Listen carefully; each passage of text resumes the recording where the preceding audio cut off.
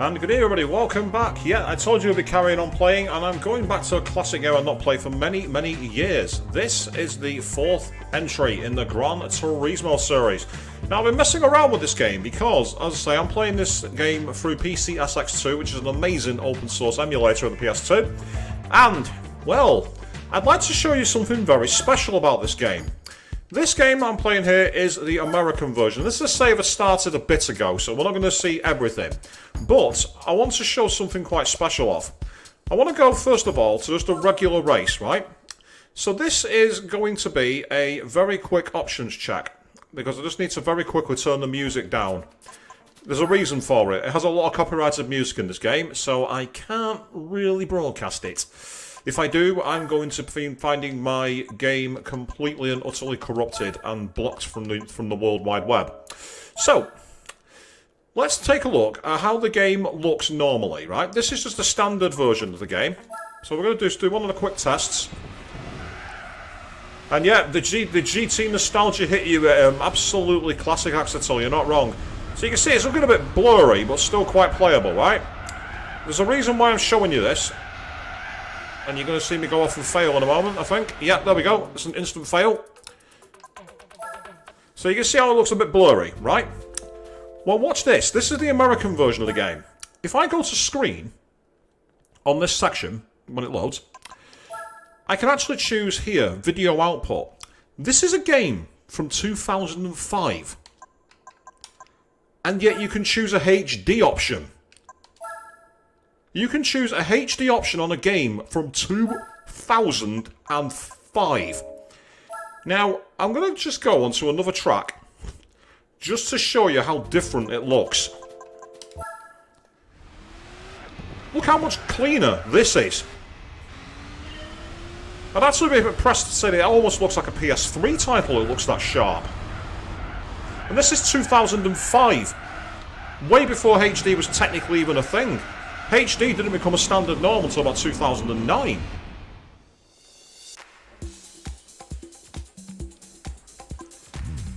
You see, like, the character models look really sharp, and while there's a few things that don't stack up that well, like you can see the tyres there, for instance, look a bit flat, and if you look at those headlights, they look really cartoony.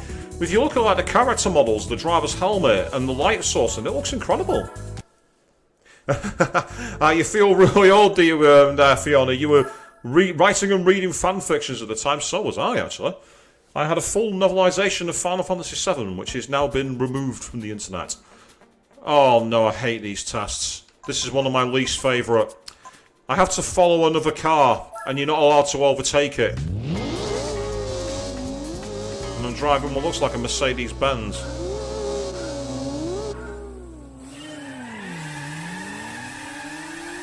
Listen to the tyre squeal there, but if you check out the backgrounds here.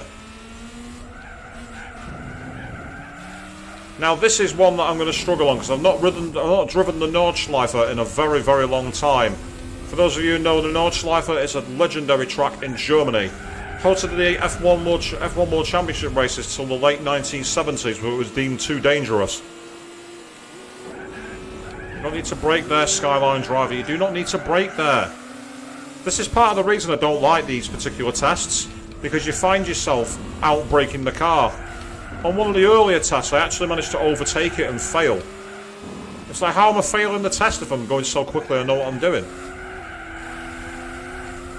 One of the advantages of playing on an emulator, by the way, is you can use a modern controller with proper analog triggers, and it makes controlling your accelerator much better. Oh, Fiona, stop making me feel old. I was 23 when this game came out.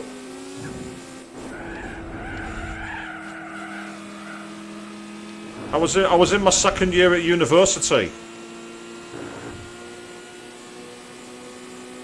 Actually, no, I wasn't. I was graduating university even. Jesus Christ. That really makes me feel old.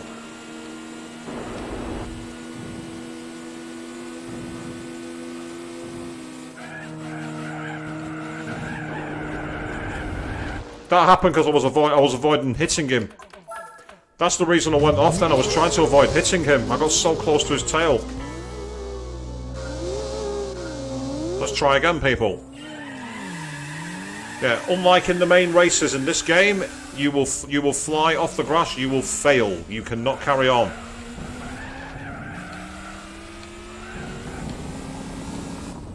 So, I don't blame you, Avian, but that's pretty awesome, Fee. So you're a few years younger than me, but not that younger. Exetel, stop! Stop right now! Seriously, knock it off! See what I mean? Oh yeah. That's almost sarcastic the way it sings that song. I failed because I was too fast for the safety car. How's that fair? You were in college at this time as well, were you, Bahamut? I say, I remember the good old days playing this on a 14-inch CRTV through composite output. For those of you who don't know what I mean, it was the red, yellow, white cables. Which absolutely horrendous. No, red, yellow, white even, sorry. Not red. Yeah, that's right, red, yellow, white.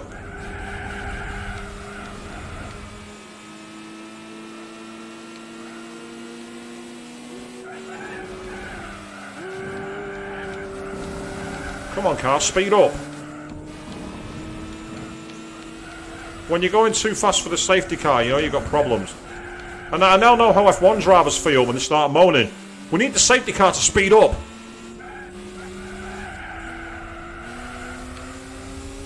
But as I say, I mean, this is a game that's literally from nearly 20 years ago.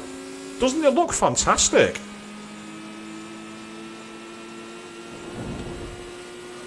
Oh god, now you're winding the clock back with that one, Fiona, mentioning S Club 7. Was never a fan of that kind of music, then again I was a punk, so of course I wasn't going to be a fan of that kind of music. Took a karting line then to try and get a bit more speed on the outside. Oh, bless you, Exetel, don't be calling yourself that. Yeah, so there's some people on the internet who'll think you're asking for something else, and we don't want that, not on my channel. And if you're creeped out by that, I do apologise. I'm not trying to creep you out.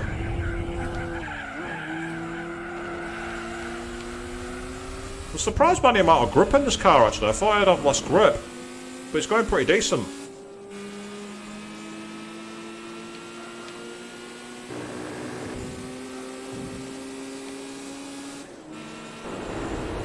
Yeah, you remember the days before cell phones and the internet, Bahamut? So do I, mate. And it feels like a different world, doesn't it?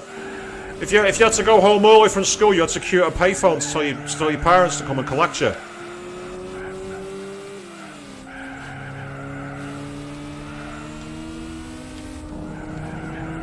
Yeah, who remembers queuing at a payphone? Who remembers doing that?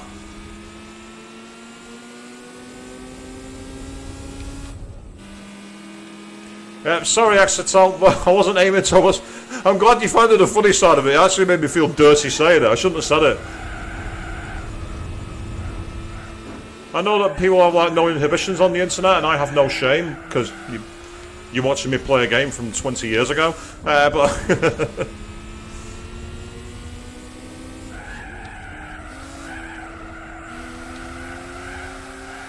Oh, nearly spun out then. Nice drift. I didn't realise you could go drifting in this.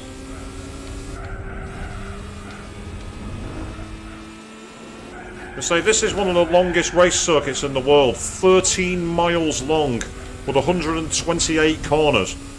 This is a challenge of a circuit. It's one of the ultimate circuits. I want to say RRP to the Queen of the Ring herself, Sabine Schmitz. One of the absolute icons of motorsport in Germany.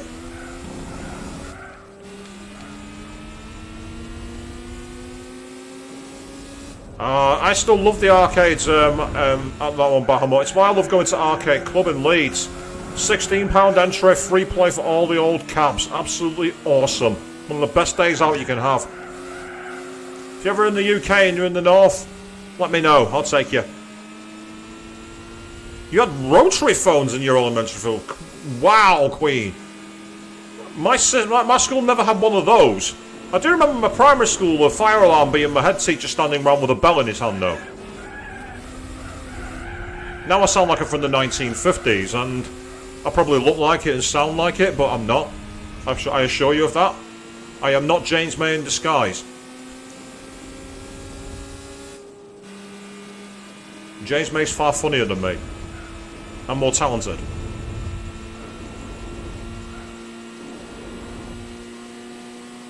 This is where I want to get deep in the draft of the skyline to try and close the gap. But I've got to be careful, because if I get too close, I'll hit him. This is the problem with this test. It's a guided run. The car's supposed to speed up when you speed up, but you don't know its braking distances. So you're having to kind of like second guess it and hope it doesn't stop.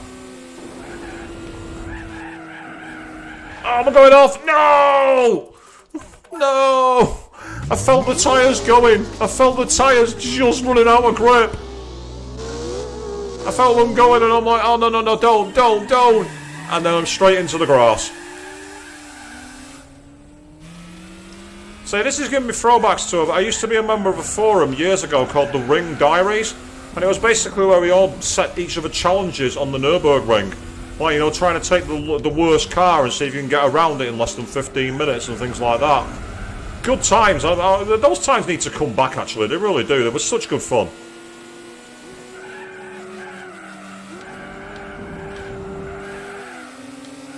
Yep, no amount... But this game in particular, by the way, for those of you who never played Gran Turismo 4, it's referred to as the JRPG of racing games. You start with no money, no car, and you choose whichever path you want to try and go and be world champion.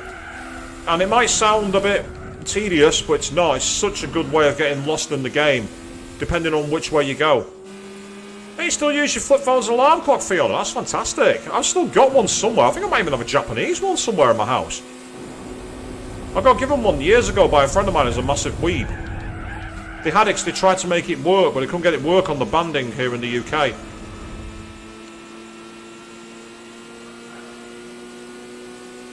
So I do apologise if I do miss some of your comments, but I've got to try and...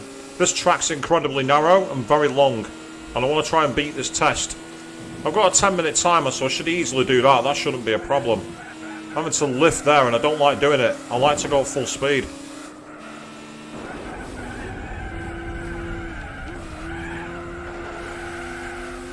So you might have heard me before mention Sabine Schmitz. For those of you who don't know her, she's the legend who took a diesel Ford Transit van around this circuit in 10 minutes and 8 seconds. A Ford Transit van. Absolutely extraordinary talent. She was the queen of the ring, she was known as. She was also very funny. Became a regular in the later series of Top Gear on the BBC. And that's British Broadcasting Corporation, not something else, all you people out there who are thinking of going down that rabbit hole.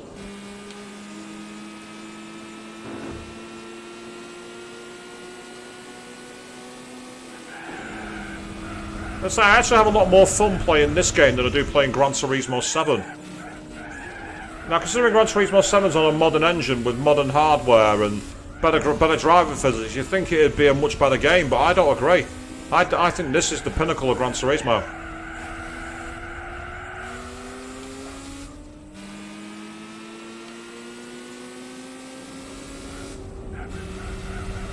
And if you're watching this thinking I'm some kind of sim racing king, trust me, I'm not. I'm playing this blind after about 18 years. So I'm trying to remember the layout of the circuit, and I'm not doing too badly, to be fair.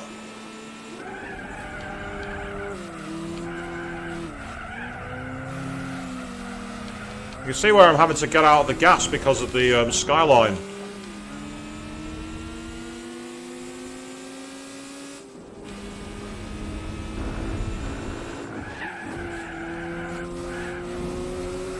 See, I could have taken that corner about 20 miles faster, 20 miles an hour quicker than if the skyline wasn't there.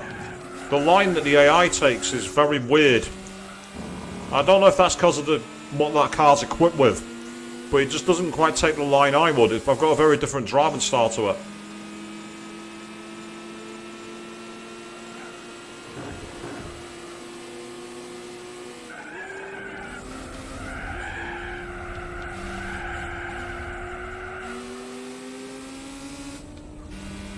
Let's say if you look in the background of these on the graphics here, while the trees and that are quite flat textures, the way they're layered looks pretty good, especially for the era that this game came out in, PlayStation 2 era. As I say, this looks, thanks to the 4K upscaling and the 16:9 viewpoint and the 1080i setting from the game, to almost be a PS3 title. Now, if I tried running this on my old computer, it wouldn't have had a hope. Trust me, it would not have worked. And I'm just talking about playing the game offline. Forget streaming it. No, that's the problem, Queen. The objective is not to pass the car. That car's guiding me around the lap. I have to not pass it. I actually failed the test earlier in the stream because I overtook the car. I went too fast for it. And that makes no sense when you think about it. It's like you're trying to prove you're a racer and you're at the international A license standard, you know, one of the best drivers in the world. So why are you going slowly? Why are you deliberately backing off? You should be getting rewarded for overtaking the safety car and beating it to the line. You should get rewarded. Now here we go, the most iconic corner on the circuit, known as the Carousel. Look at that for camber. And we went drifting around it as well.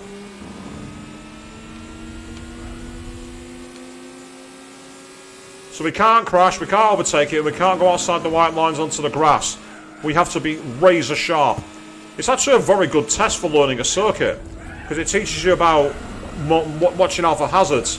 Especially if you're in a race and you're thinking, I need to get past this car ahead. But all you're going to do is crash if you try and take your line.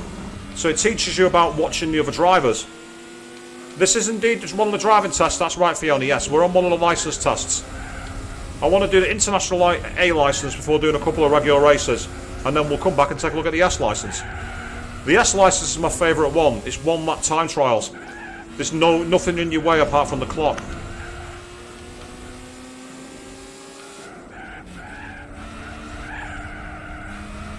Getting all gold in the licence test for this game, by the way, is very, very hard. And the rewards, I'll be honest, aren't worth it. Some of the cars you get unlocked for it are absolutely horrendous. Did you get prize cars in this game for doing successful runs in races? Or getting enough of a certain type of licence score?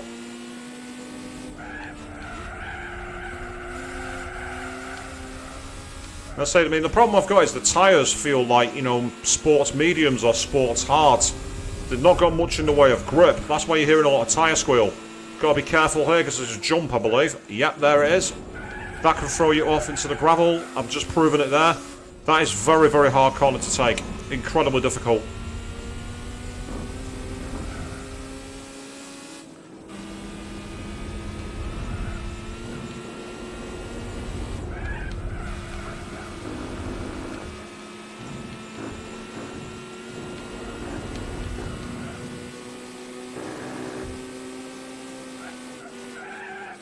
Now I actually don't know if the tests on this are going to be harder or easier to get, because in the PAL regions years ago they actually made the license tests harder.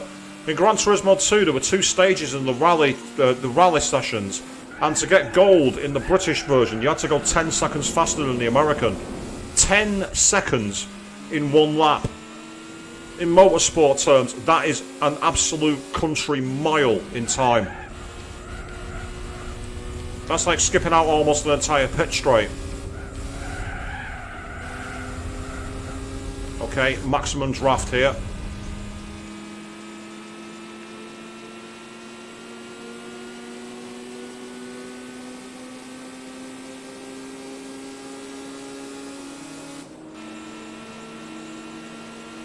Now, your favourite racing game is probably Crash Team Racing. I've not actually played Crash Team Racing, but I suppose I could if I get access to it. The thing is, I'm not really a kart fan, to be honest. I much prefer sim races like this. Sim races are much more my thing, and now I'm topping out, I'm at maximum speed, and I'm still gaining on the safety car. I'm actually going faster than the safety car here. And I had to deliberately back off then, because I was going to go past him.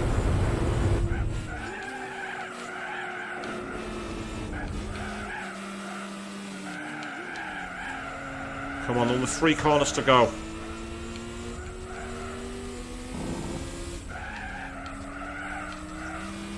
Oh, I don't believe this. We're going to smash gold. We're going to smash the gold time. Look at that. 7.5 seconds. 7 seconds faster.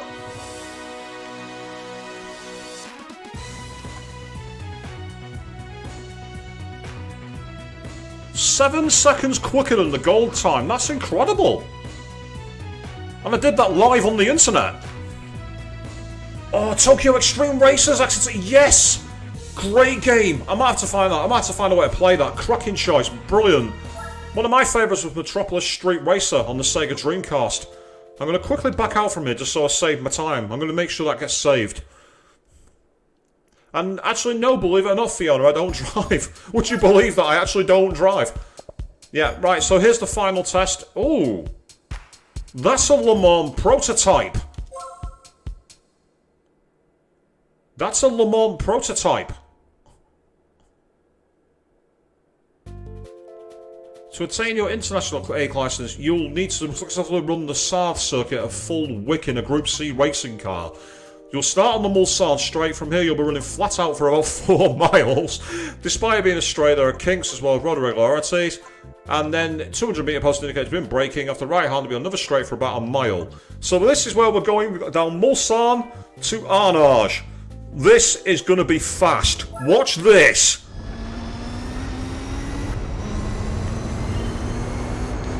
We start by going off at the first corner. Get ready, people. Get ready. Oh, yeah. The most sarcastic failure music there is. Ah! They turned the traction control off. Oh, you sneak heaths. They've turned off the traction control. I've got a car with 1,000 brake horsepower, and I have no traction control. So here we are, people. Let's just sit back and relax because it's a straightaway. There's very little to do. And good evening, Harrison Jack. Just seen you there saying you love the Gran Turismo games, as do I, mate. Welcome to the stream. Good evening to you. And Wipeout was an awesome game. The original Wipeout and Wipeout 97. Was it 2097 it was, wasn't it? Yeah, Wipeout 2097. Here we are. Here's a corner. There goes the corner. We are going 230 miles an hour, people.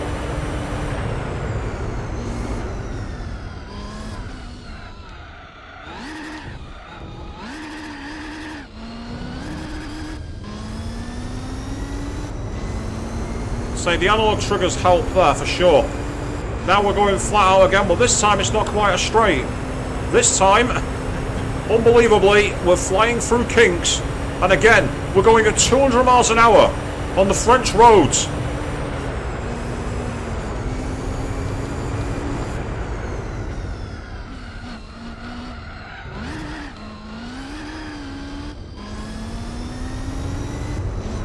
Oh, there's no brake marker point there.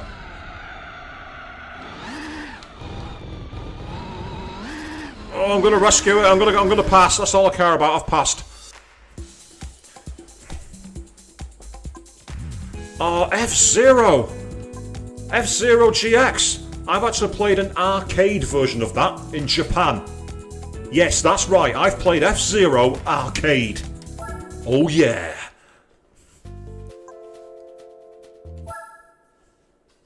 And no worries, Eric Bahama, you gotta get yourself going. That's absolutely fine, mate. You take care. Have a good evening. Thanks for checking out the stream and seeing the ending. And here we go. And there's my name. I've just outed myself online, but hey ho, it doesn't matter. And I've just got myself... Ooh! That could actually be a very good car for the stage of the game I'm at right now. That could be a very good car.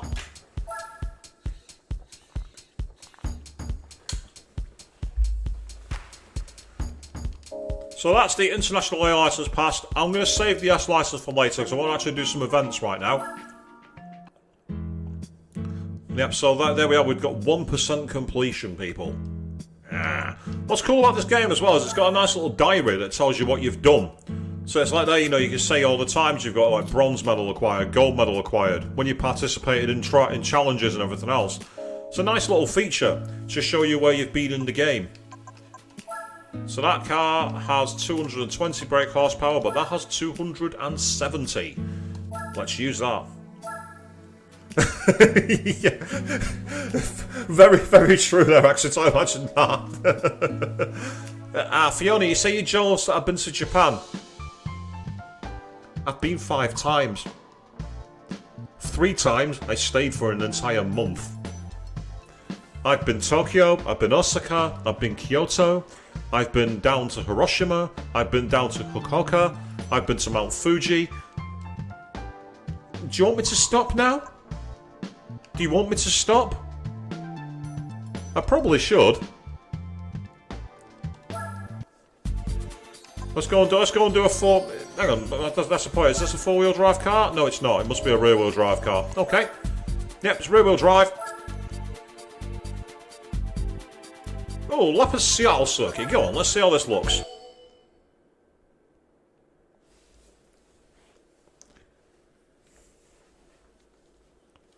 So I say, I do apologise for the little bit of screen flicker on the edge. That's just the way, unfortunately, it comes across. There's not much I can do about that. So here we are. We are up against many other cars of similar style. I haven't been to Hokkaido, Queen, no, because realistically, to get to Hokkaido, you need to fly, because it's a really long way. You'd be surprised how far north it is. I've always wanted to go, though, because it does look kind of cool, actually. Right, let's see how outclassed this car is. Get out of my way, you. Yes, unlike in the license test, you can use other cars as brakes as much as you like.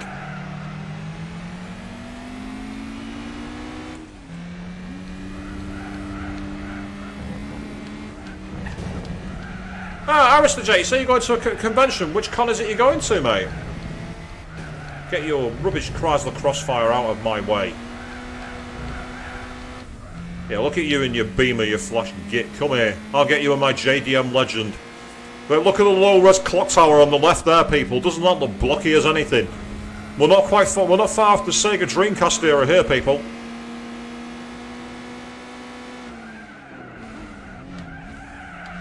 And that's how you overtake in this game. Beautifully clean, straight through, and we're done. Up the inside. I say this circuit, I don't think it's been back in the game since Gran Turismo 4. I think this is the last time this track appeared. It's a shame, because it's a really good city circuit.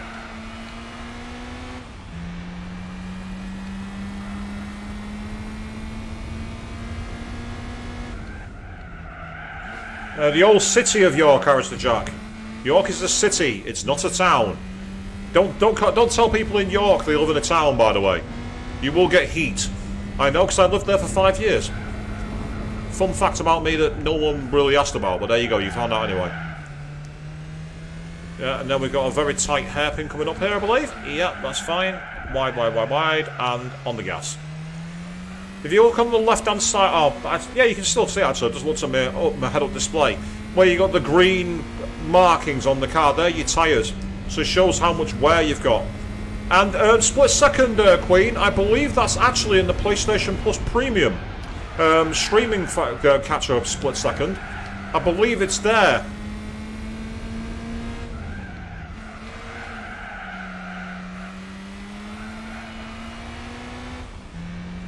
And you set off traps on the circuit. It sounds a bit like Wipeout, to be honest, Queen. And that's kind of cool. Let's get a bit of JDM drifting on here. Because I'm so far in the lead, I might as well enjoy it. Yep, this car is pretty good for this, actually. It's pretty. I forgot how much fun this car is to drive. I have indeed played the latest Gran Turismo game, Fiona, and I hate it. It's microtransaction-laden, grindy nonsense. I can't stand it. I actually uninstalled it from my PS5, and I've not gone back to it since sometime in... I can't remember how long. I've done a load of stuff, and I ended up putting over 200 hours into it, and I realised about 150 of those hours were grinding one event to get credits to buy cars, because I absolutely refuse to pay real-world money for highly inflated electronic cars. Polyphony Digital and Kazunori Yamauchi should be ashamed of themselves for what they've done to the franchise. They've absolutely ruined Gran Turismo with Gran Turismo 7. It's an absolute disgrace of a game. It's a 1 out of 10. Do not buy it. And as someone who's played Gran Turismo since the very first game in 1997, I'm qualified to judge if it's a good one or not. Oh, I've heard about DOA 6 and the microtransactions, Axel, you're not wrong. There's some games which are notorious for it. There's a Love Live game on the PlayStation 4 and I refuse to play it. Because apparently to get all the songs it costs you something daft like $300. I can get the songs for nothing online. Why would I pay $300 for them in a video game? And what do I think of GT4? It's an amazing game, Arista Jack. I played it all the way back in the day. Of course, the way I'm playing it is massively upscaled to 4K, so it looks better than ever. The reason it got to a 1, Queen, is there were actually things I did like about it. The car physics are quite good. The license tests are a great echo of the original series. But the problem with the game is, right, in Gran Turismo 7, you have a thing called the Gran Turismo Cafe. And essentially, you go to this, like, you get taken to the cafe, and the owner gives you what's known as a menu book, telling you to, like, go and get cars, like, for example, 3 Japanese town cars, or 3 Jaguars, 3 Ferraris. Gives you a little bit of a history lesson. And you think it's a nice little introduction to the game, you know, to slowly let you feel the different classes of car. And then, like in Gran Turismo 4, like I'm doing now, choose your event anytime you want, off you go. No. You get to one event, the game ends. Literally ends. And you're told you should play the online sport mode. No, I don't want to play online sport mode. I'm playing a Gran Turismo game that's got Gran Turismo mode. I want the classic mode, thank you very much. So the reason I've skipped the next race is it's not a bad circuit, but I want to show you how the game looks by night, because I've not actually seen this game running under lights in this new version of the version I'm running. And that, you can definitely see the blocky backgrounds there, can't you? Look at the flat buildings.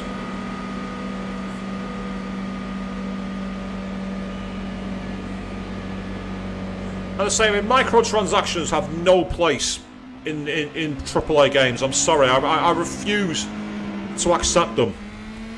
A lot of people are like, oh, it's optional, it's cosmetic. The problem is a lot of the time they prey on people who, you know, like they might be neurodivergent and want to collect everything, or there might be people who are fans of a certain brand. Ooh, a little bit slow down then. Evidently, this version of this circuit is one it doesn't like running. So evidently the emulator doesn't like running this track at high speed with a lot of cars on it.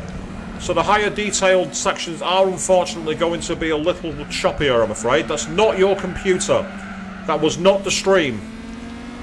So if you're wondering why it sounded a bit weird through the tunnel, it was like that for me as well.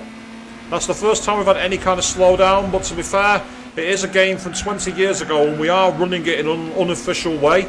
So you have to expect some loss in quality somewhere along the line. And again, it's not the computer's got so much horsepower, so that's not the issue.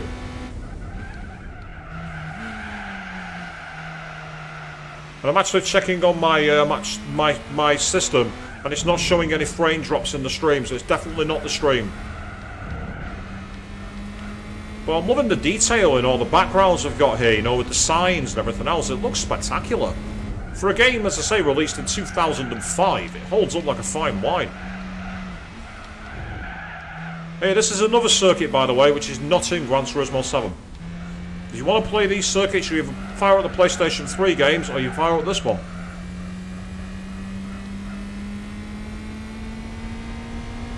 Well, that's a good thing for you, you stick to your guns on it and you say it like it is. There are some journalists who call out microtransactions and call them egregious. There are some that dare to do it. But then there's others that make no sense. Like, I remember when IGN reviewed a Football Manager game and said there's no reason to play this over FIFA because there's no football that you actually play. Well, obviously not, because it's a Football Manager game. You're a manager. You're not a football player. They ended up having to take the review down because of the backlash, because they didn't know what they were talking about. Good question, Harrison Jack. What are my cosplay plans? A lot of it depends on whether I can make certain things come together.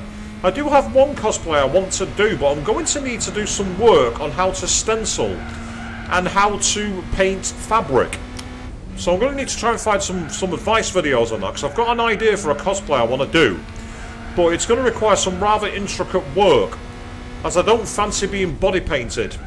Not that I'd be against it, but I don't know anyone who can body paint. And more importantly, I wouldn't want to put someone through the hours of body painting me on a convention weekend. So I've got an idea for a cosplay where I need to try and find a way to use fabric which is pre-painted. If I can do it, it'll be awesome. But I don't want to say what it is because I don't want to hype it up and then not be able to deliver on it. I do also want to do a rather casual cosplay from Steins Gate, believe it or not. I want to cosplay the mad scientist himself, in Kyoma! And it'll be quite an easy one to do, to be fair. I just need to get a lab coat.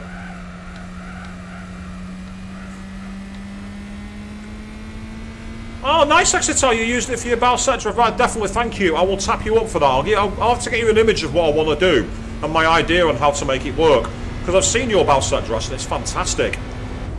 Amazing cosplay, actually. I love the photo of you on the throne, by the way. Bow set finally gets the throne. It was fantastic, that.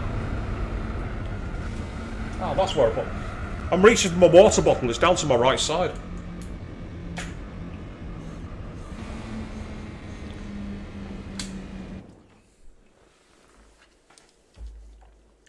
Right, so we'll skip the replay because you've just watched it live. Why would you want to watch the replay? I love the fact that like it's got an official timekeeping watch as well in Seiko.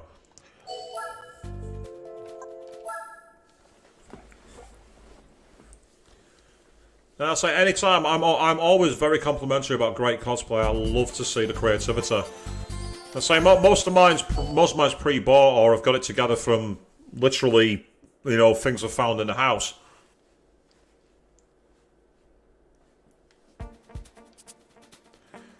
You need to gather some materials yourself after the conventions this month, Aristotle Jack. Yeah, that's great. As I say, it's always good to see things going. Ooh, 76-point aspect race. This is going to be more of a challenge. This course features one of the scariest corners in the world. Or should I say, let's do the proper voice. It has one of the scariest corners in the world.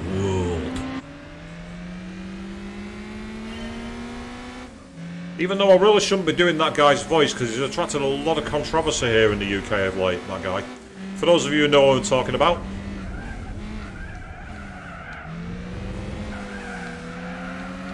Oh, don't you. You knew I was there and you turned into me. You cheat. Trying to force me off the road. Who do you think you are? Get back in the loser lane where you belong. Oh, that's awesome, Exeter. You're going to go for the competitions. One of my friends that did that at SunnyCon last year and came second. An amazing Genshin Impact cosplay. So I'd love to see that. That's fantastic. I can't sew for anything. Anyone who's seen me try to repair my cosplays, like when I had to repair the neck buttons on my Amy Rose cosplay, the stitching is rougher than sandpaper covered in broken glass. Right. Who says you have to stick to the rules? Let's cut the corner. Right, here we go. Get ready. We're about to take on one of the deadliest corners of all time. I give you the corkscrew. Look at that for a drop.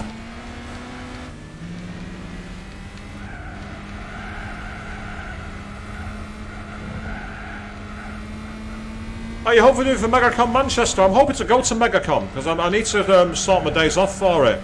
Because I'm not too far away from Manchester, so it's my backyard, that. I'm hoping to go there, I just need to make a few minor changes. Nissan Silvia is overdone by the Nissan 270R. Get out of my way, I am through. Next. Wasn't really the cleanest overtake, that, but there's no penalties in this game, so let's just crack on and enjoy it.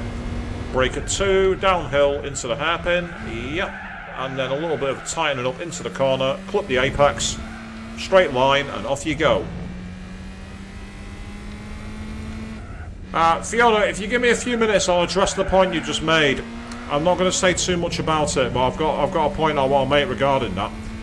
But I'll say more when I'm done with this lap, because I need to actually be not racing. Yeah, definitely, if you're going to be there, McQueen, Exeter, we're going to have to catch up, for sure. So I've got a couple of ideas for what I want to do for that weekend, cosplay-wise.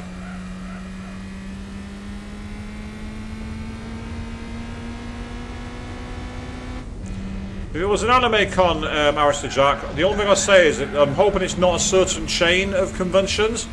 If it is, they're a company I don't want anything to do with, assuming it's who I'm thinking it is. It might not be them, so I'll say no more on the matter. Those in the know in the UK scene know exactly who I'm talking about. And as you can see, we've done 14 miles in this car already. We put 14 miles on the clock.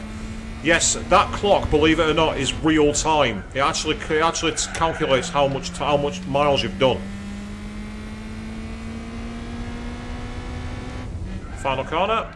Oh, I've gone too deep there. I've messed that line up horribly. Got away with that. Oh, one of your cosplays involves body paint all over, Axetal. I mean, the only body paint I've really done is when I cosplayed Alice in her demon form from SMT2. And that was blotchy as anything, but because she was undead, it kind of worked. So it was fine.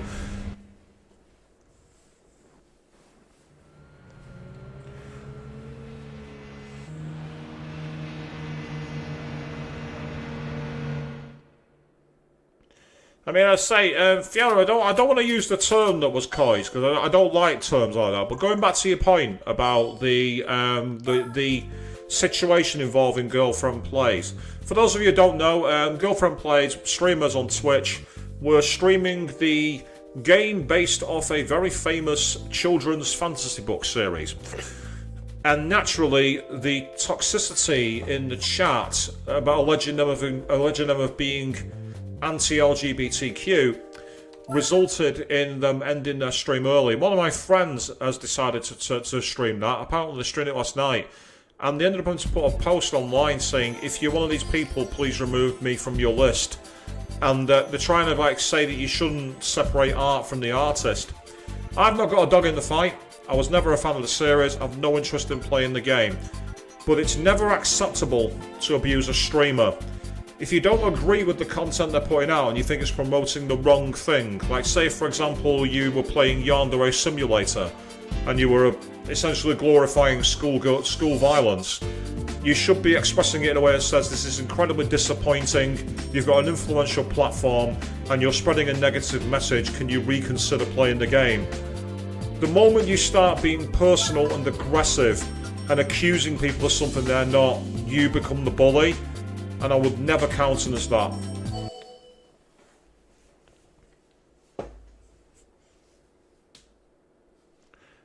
The character is fully pink, Exetel. Fully pink. Fully pink.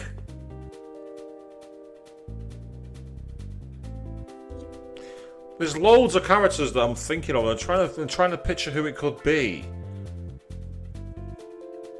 It's not going to be Kirby. Although if it is, that'd be awesome.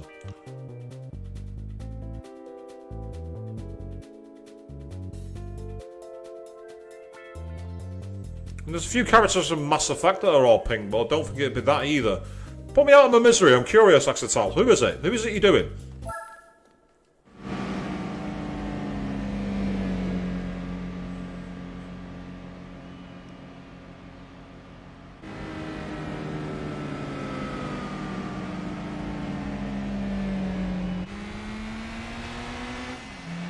So here we are at Scabar. This is a Japanese circuit. It's a real-world circuit used mostly for testing new cars. A bit like the places like the Myra Test Centre in the UK. But it's featured quite a lot in racing games because it's almost like a club circuit. So you can have almost any class of racing here and it's a lot of fun.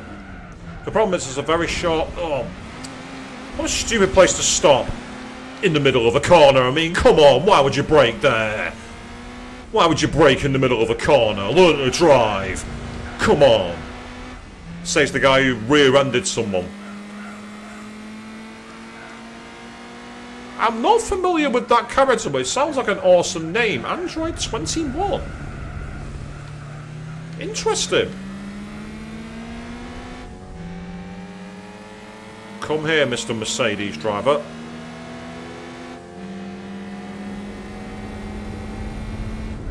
Import beats Tourer every time. Every time.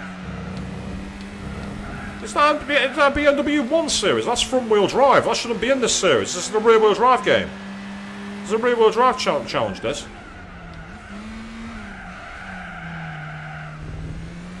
And despite being rear-wheel drive, this car corners like a four-wheel drive car. It's so planted. That's fantastic for this series. Possibly even overpowered, but I don't care, I'm loving it.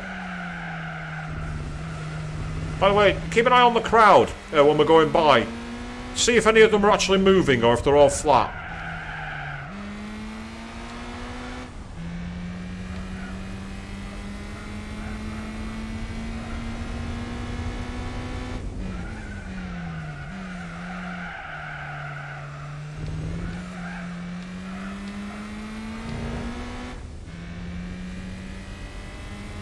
So we're on the penultimate lap here, that's not too bad. Oh, fantastic, I can tell you, I look forward to seeing that. I'm sure it's going to be awesome either way. Knowing me, I'll see the character and immediately I'll call myself a doll and I'll recognise the character straight away. I've often done that and I'm just like, really? How did I not recognise that? It's like failing to recognise the outsider was Penguin from Gotham. Thanks for that trivia, by the way, Queen.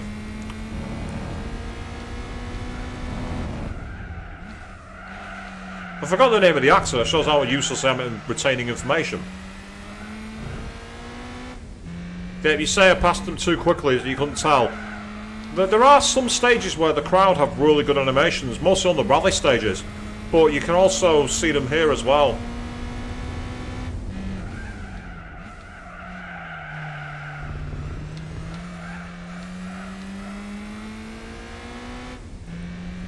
Yep, so we're on a nice long cruise towards the end.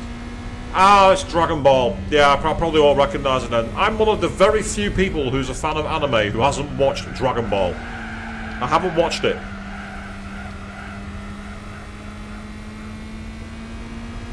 With a name like Robin Lord Taylor, I really should remember that. It's such a British name. And yet, I don't. So we'll skip that, and then we'll head on to the next race. I think there's one more race in this series.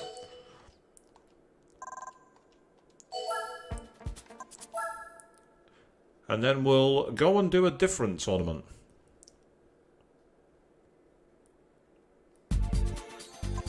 Yeah, we've got the driving park. Wait till you see this track, people. It's like driving in a shoebox.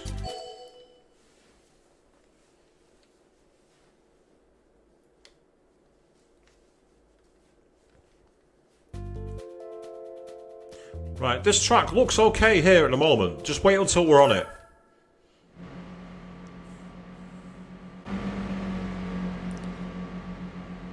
This is the tiniest circuit I've ever seen.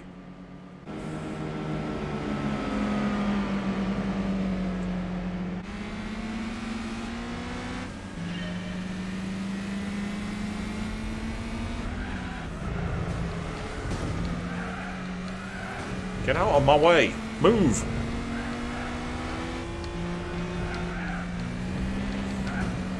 Sorry, mate. Oh, it's like that, is it? You're going to push me into the sand, are you?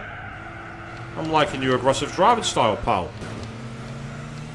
Now, this is not a driving simulator anymore. This has become a game of ping pong. We're all struggling to get past each other because there's no room on the circuit. It literally is like, it's like driving in someone's toy box. Oh, I'm drifting. That's not fast. Contrary to popular belief, drifting is not fast at all. You do not go faster drifting. It's stylish, but it's not fast.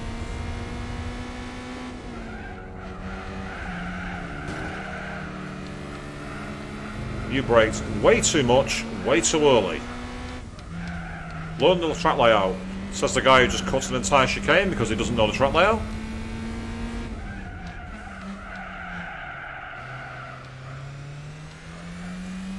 It's not the best circuit, you must admit. It's quite an annoying one, this one. Now, you might be wondering why I'm using this view, by the way. It's because the only other views are chase cam views, and they're not very good. You have to imagine that the entire screen is my front bumper from left to right. That's literally the way you drive on bumper view.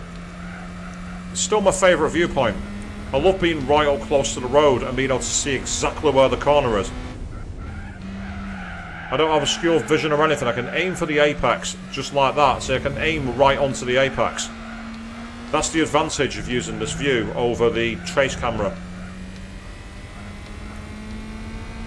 That's okay, Aristotle Jack. Good that you checked in and you enjoyed the stream for now. You go and have a good evening, mate, and I'll catch you on the next one.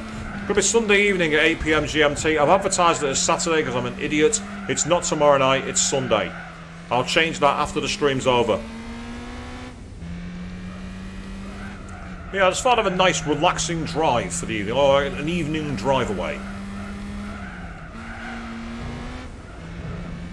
So you can see how much faster I am from the field.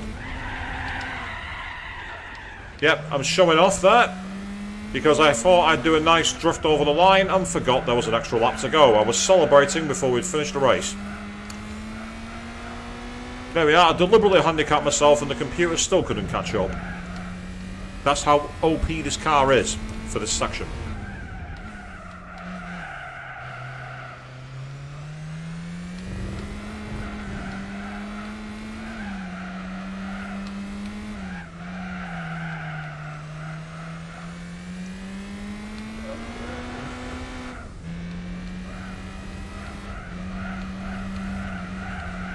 I'll be honest, Fiona, I don't think it's a good idea to threaten anyone about anything. It's never a good idea to be that person. Here we go, we're going backwards.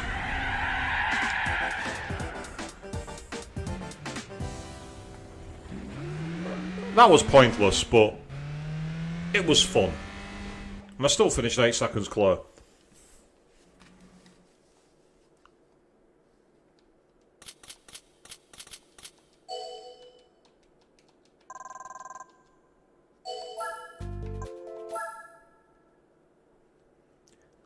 Yeah, well, I mean, as I say, I mean, there comes a point where you can be beating a dead horse, so just be careful you get known as that reputation, that's all I've got to say. Oh, nice! Check it out! That is a swanky ride from the 1960s! A 1960s old school Skyline with proper wing mirrors that are on the wing. That is a baller car! In Gran Turismo 7, that would be in the Legend Cars dealership and will cost you 1,000,000 credits.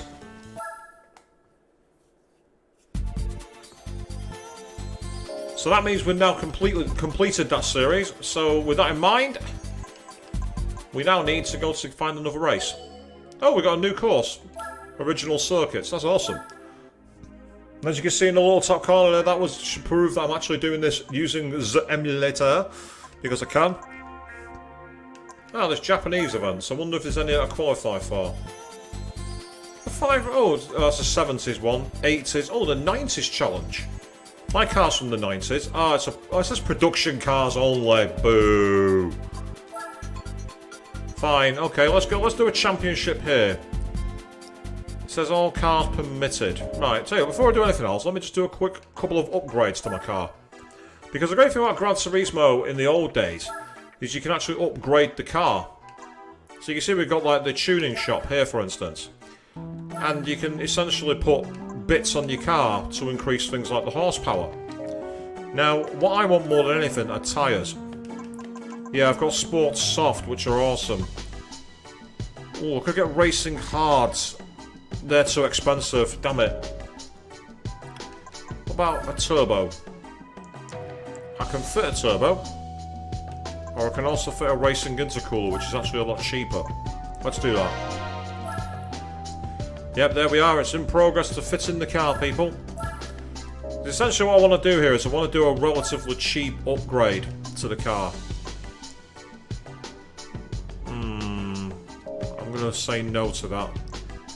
What about the gearbox? No, I'm going to leave that behind. Exhaust, that'll do. Yeah, I got a racing exhaust on there, give it a little more horsepower.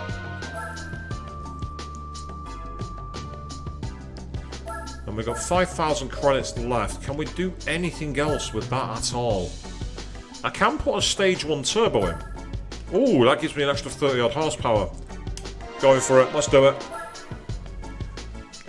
Obviously, I'd much rather have a stage 3 or a stage 4 if you can, because they've got more power, but it's certainly a good start. So we're down to a measly 812 credits now, people. We are very low on money. We are low. Let's see if this car is good enough to compete in the championship. And as you can see, it is a championship, meaning we've got a total of 5 races. So let's get started. Of course, we can abort a championship anytime we like if we are outclassed. The question is just how good is this championship? It's only an A-class one, so I can't see it being too powerful. Ooh. I can actually qualify if I want. Well, that's useful to know. We can actually start qualifying laps. 106 points, so it's going to be a little outclassed actually, potentially. There's an R34 Skyline in this case.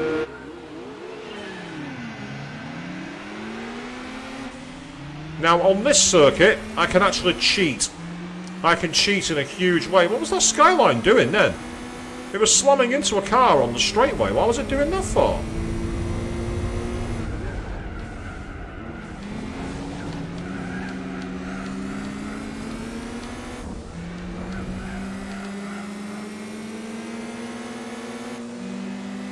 So, by the way, you're going to watch the world's least accurate version of Mount Fuji in a moment. Keep an eye out for it, see if you can spot it. See if you can spot the world's most inaccurate version of Mount Fuji. Yeah, that Scooby and Pretzer's way faster. Not much I can do about that.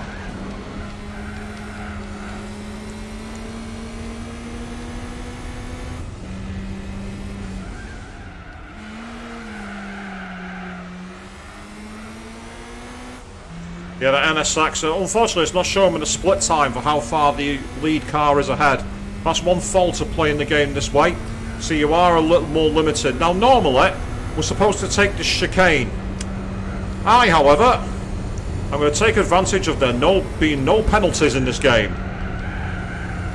Yeah. That's the way to win, people.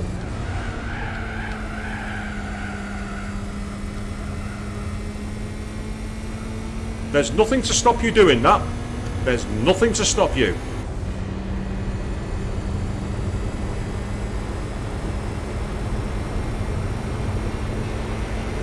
Is it really in the spirit of the rules? No. But is there anyone I'm up against who can really claim is being cheated? No. So as far as I'm concerned, it's fine by everything. Ooh, got a bit wide there. Got my braking point all wrong. And I paid the penalty for that.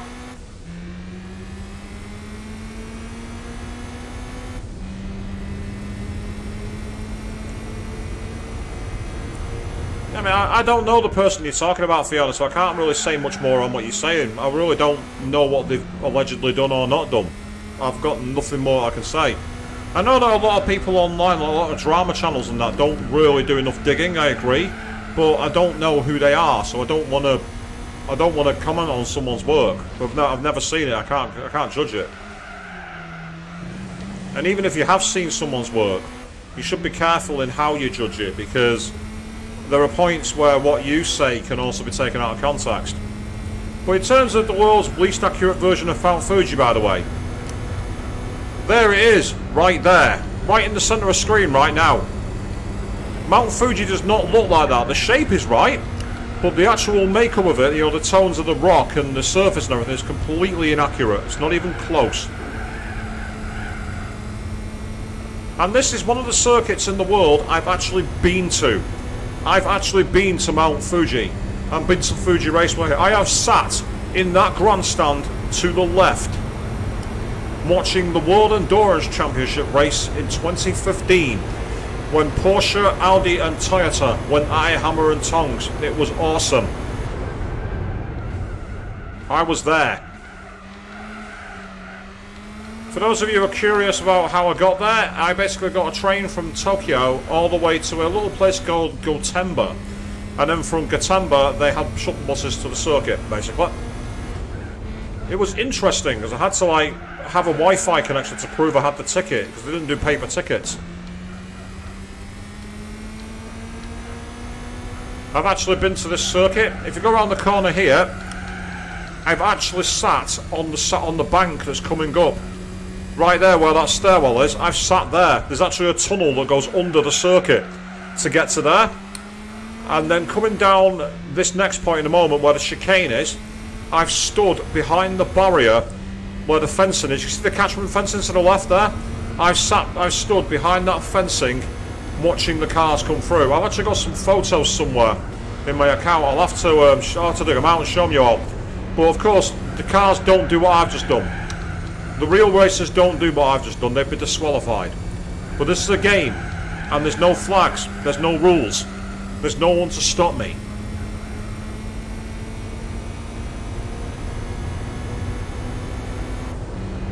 And so you are seeing the occasional visual glitch as well. That's purely because of the way the game is being run. It's not because of the system, it's because of the way it's being captured up. So there are some inaccuracies. You can really see the 2D texture in the back there, can't you? You can see how low res it is compared to the rest of the circuit.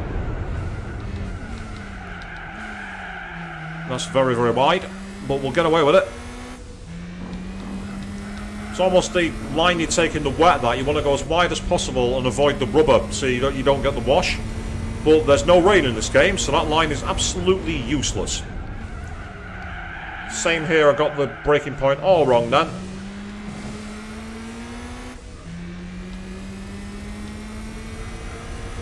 This circuit held 2 races in the Formula 1 calendar in 2007 and 2008. The 2007 race was so wet, half of it had to run behind the safety car. And the 2008 one featured a rather hilarious moment where Lewis Hamilton was spun round and ended up finishing last almost on the first lap. After that it was taken off the circuit, which is a shame because it's actually a really fast, challenging track. I'd love to see the modern generation F1 cars tearing it up around here.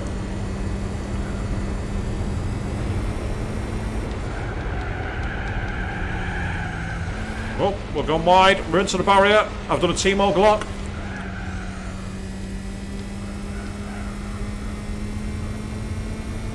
And there's one more lap to go.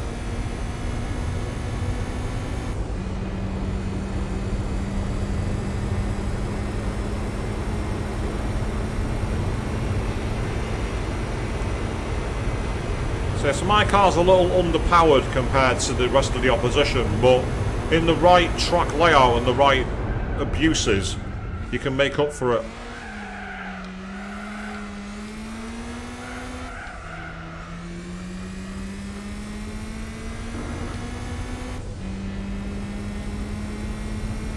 So I'm quite far ahead now thanks to that chicane exploit,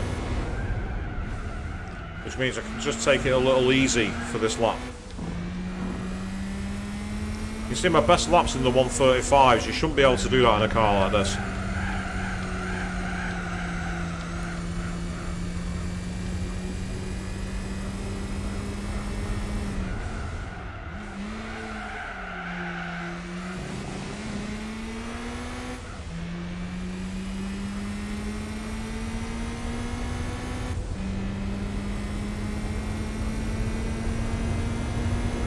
So for those of you in the chat out there, do you have any other racing games that you'd love to see played? Because obviously this is an old school classic. Can't guarantee I'll put around to all of them. I'm not really a racing channel, but I do love the almost like meditation approach of trying to get your lap time and improve it as you go. That's why I actually really like the endurance races for that reason. You kind of get into this zone where you just drive it. Interesting question, Fiona. Where did sometimes the pen is mighty in the sword? It was a philosopher's quote, I believe. It wasn't Aristotle, but I'm sure it was someone like that. I'm sure it was a famous quote from a philosopher. And when you think about it, you can do quite a lot of damage with the pen. You can ruin a reputation in seconds. Yeah, split second. That's a possibility. Actually, I'm sure I've seen that in the PlayStation 5 streaming catalogue. And if it is, I'm going to try and get PlayStation Plus running on my PC, because you can do it apparently. And if I do, that'll make capturing very, very, very easy. It would be incredibly simple. I'm reaching for a coffee and I just realised I've already drank it. This will be a rolling start, so I'm actually going to do a 10-lap race. Now because it's 10 laps, I'm just going to go for it. I expect to get beaten here. I expect to struggle quite badly.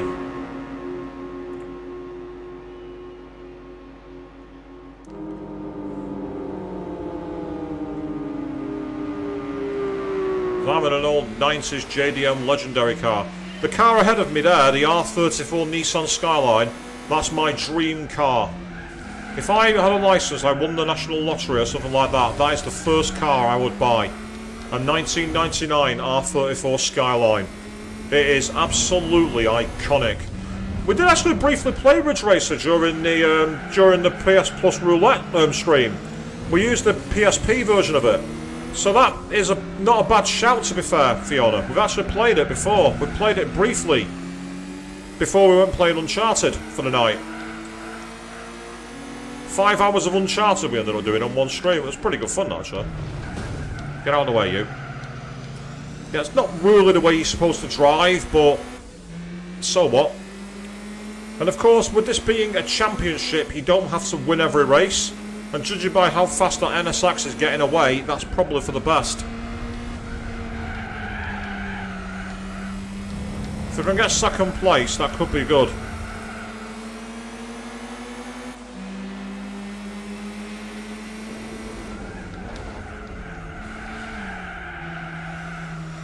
That'll do nicely. Fantastic.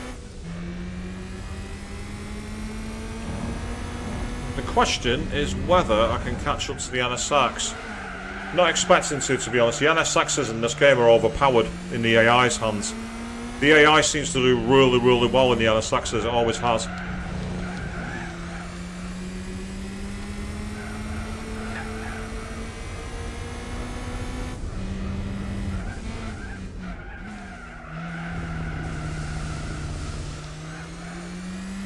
Although I am catching him by the looks of it, he seems a bit closer. There's 8 laps to go. Let's keep the pressure on, people. Let's keep the pressure on.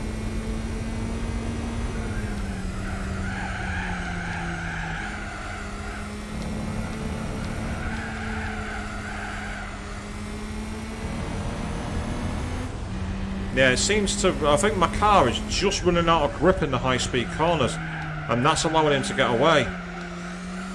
In the slower speed corners, I do seem to be catching him quite quickly. Or at least it seems that way. You know, you think you're catching someone and then you look at it more objective and you're like, no, you're not. That's what it feels like for me at the moment. And the absence of split times is not helping.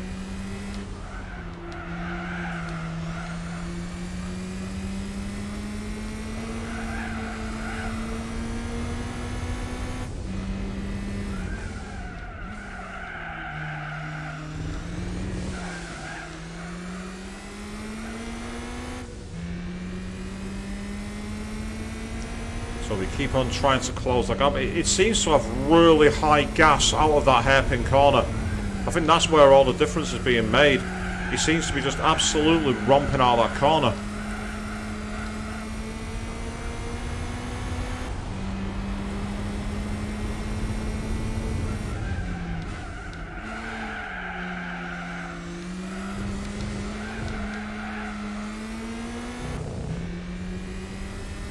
But as for the gap, it seems to be coming down. Come on. We've still got another 6 laps, so there's plenty of time to close the gap.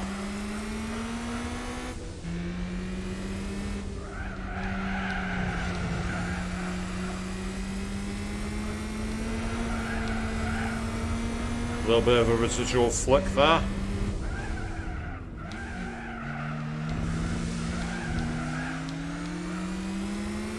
Yeah, he's definitely closer. He's a lot closer.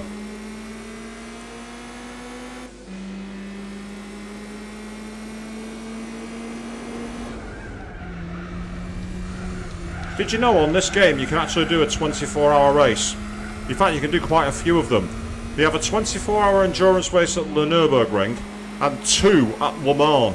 You can actually do... There's 3 races technically that are 72 hours in total.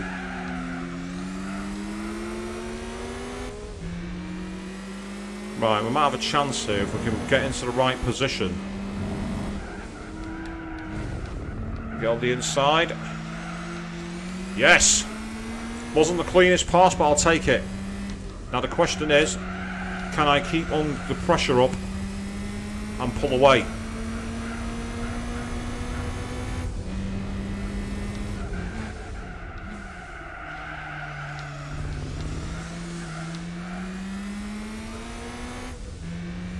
So far it seems so.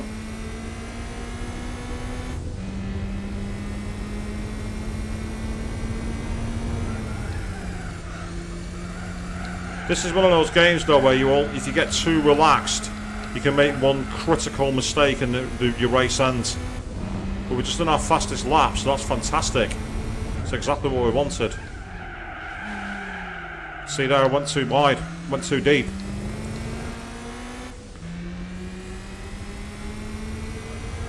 This is probably like the most technical you've actually seen me play in the game, isn't it, for quite some time? I'm actually playing this quite technically.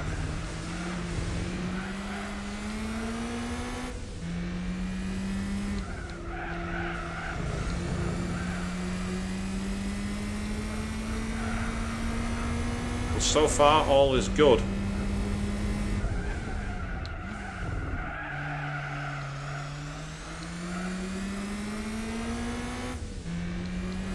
So coming from the back of the field as well, let's not forget, we didn't qualify.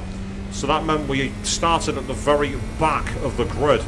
We could have actually qualified and maybe started 5th or 4th, and that would have made a bit of a difference actually. So we've actually won it the hard way.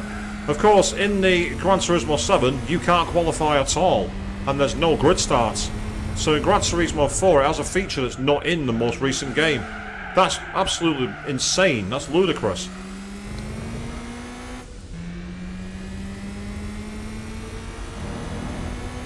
As I say, the great thing about this kind of game is you can just relax into it. Feel the flow.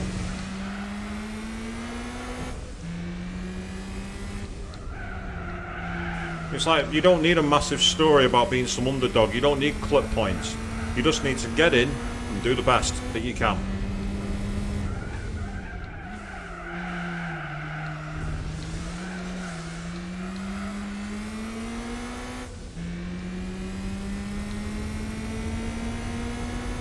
The only thing that's really distracting for all you people out there is the fact that it says get ready to drive. That's because it's supposed to be a cue for when the game is beginning on a rolling start. It never goes away. Even on the grid start, that text is there. So if that's annoying you, that's the reason it's there. I can't do anything about that. The only way I could possibly do that is if I fired up my PlayStation 2 and actually used the physical copy. But the capture would be nowhere near as good. Be nowhere near as clean. I remember there being a big debate about should people who stream or whatever use the original hardware, and I find that the answer most of the time is no, because the quality is not always there. Anyone who saw the footage uploaded to the original Driver game, for example, and the original, a few games like that, the footage looks really, really dark because they just like it's trying to upscale into something it just can't handle. And you could tell it with the Metal Gear Solid stream as well, where it's the PlayStation Classic Mini, where it just has not quite captured it yet. If you use an open source emulation software, you can do a lot more clean V-syncs and things like that. It makes a massive difference.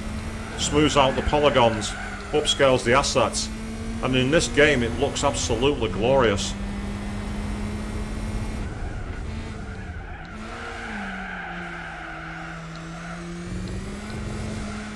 That's a really good shout, Queen. Yeah, the original hardware may not be available. That's very true, yeah. Or the original hardware might be impossible to realistically capture. I mean, I know that some people have what's called a frame meister, which is essentially like a converter into HD, but they go for something silly like $500 these days. Some of the footage I've seen from them is glorious, don't get me wrong, but it's very, very expensive. My friend Gamelin, who joined me for the Dreamcast stream we did on the Dreamcast anniversary last year, has something called an OSSC, which has a similar approach to it and does pretty well, from what I understand. But again, even they're quite pricey these days. That's the thing with nostalgia. Nostalgia gets more and more expensive to indulge.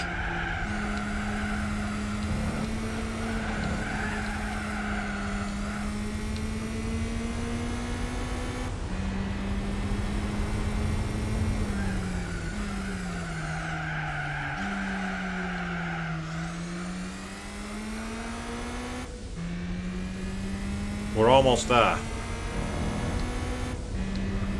We're on the final lap. We've got to hold it together for one more lap. Just one more. I sound like Ocelot in that scene in Metal Gear Solid. You think you could take one more?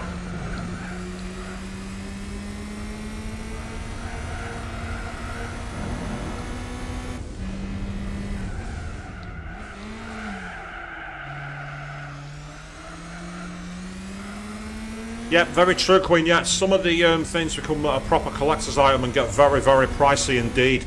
And you've literally, it's insane how worth it is. It's especially when you've got like the situation with Motor Games and their rated titles, for example. That got silly. Like Mario 64 going for $1 million. It's like, are you out of your mind? Are you crazy?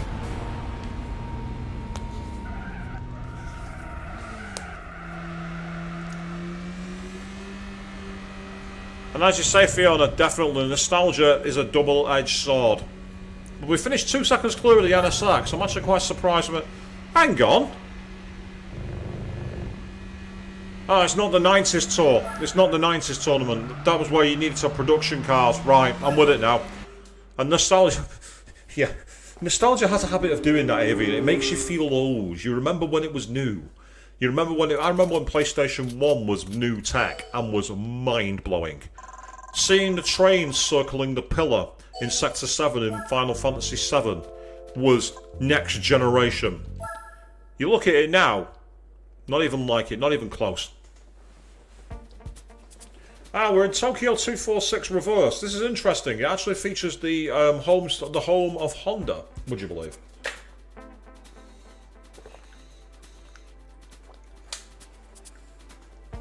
And what's cool is it's actually got the flyover of what looks like the Odaiba flyover. Now for this one, we are going to try and qualify. So we're going to come out of the pits. And as you can see, it's free practice, so everyone's essentially got the opportunity. Oh, this feels so slow. Release the limiter. Come on, release the limiter. So here we are, this is the streets of Tokyo. And doesn't it actually look really quite nice? It's got some nice features to it with like highways in the distance and things like that. A lot of assets that you wouldn't expect to be there. So we're on an out lap. What we're doing here is going to scrub our tyres, try and get some extra grip in them. Warm them up. I'm not expecting to come anywhere near the top of the grid here. I'm expecting to probably get at best 4th or 5th. But I want to essentially just get out some reconnaissance. I've not driven this circuit for about 18 years. It's not in any of the modern games, so I'm trying to remember it.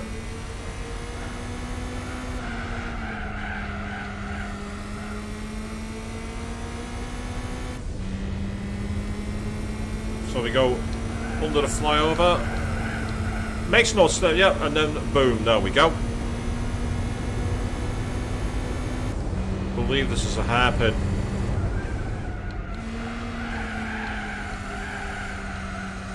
Yep, that's fine, not a problem. And then we've got another slightly more open hairpin. It's a bit faster than you think it is, this one. It looks like a really tight corner, but it actually opens quite well. Give me a nice little give me a nice slipstream, thank you very much. Thank you for the slipstream, I appreciate that. You're doing me a favour. Run out of grip. Tyres aren't quite warm. So unfortunately I've understeered. Hey, what the... Oh, it's like that, is it? Alright. I can play that game too, pal. Get out of my way. Trying to shove me off the track. Who do you think you are? The player?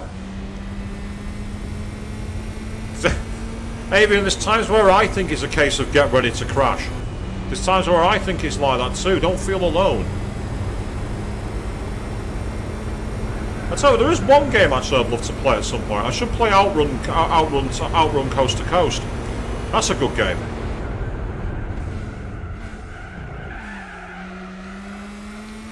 It has a 480p mode, so it's not like this where it has 1080i, but it still has a decent like PC resolution, which should upscale quite well. It's got a lot of assets to take advantage of. Yeah, that was the Fair Lady 240 ZX, I believe, or 300 ZX that crashed into me. Later became the template for the 370Z, which is still a pretty popular car from what I understand.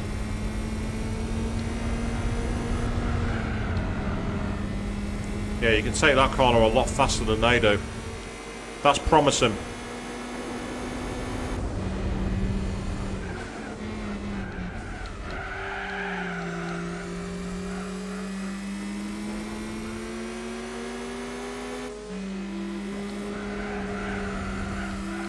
Oh, you got in my way.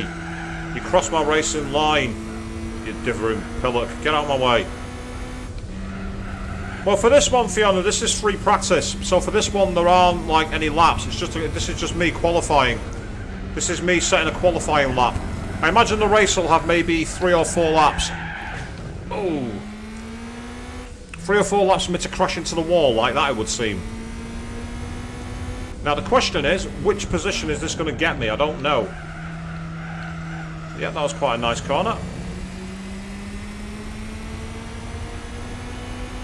So over the line, and we'll get our qualifying time in about another 5 seconds, I think. No, I'm wrong. It's not 5 seconds. 1:58. Okay, so let's see where that puts me on the grid. That has got me pole position. Awesome. I start from pole. I'm going to get blasted off the line, but it means I've got 5 car lengths less to make up in the corners. I expect to get blasted off the line. This car just doesn't have the... It's a 4-wheel drive car and MR racing car. They're far faster off the line than I am. No matter where I put my grid then, I was always going to get overtaken, and I knew that was going to happen. But what I wanted was to have less cars to overtake going into the first corner. And the fact that Scooby and Pretzer is giving the NSX a run for its money is a good thing. Oh, these tyres are freezing cold. These tyres are so cold. We obviously don't have tyre blankets inside our pit garages. What are you braking for? You don't need to brake there. Well, if the AI wants to brake, let them brake, but they don't need to.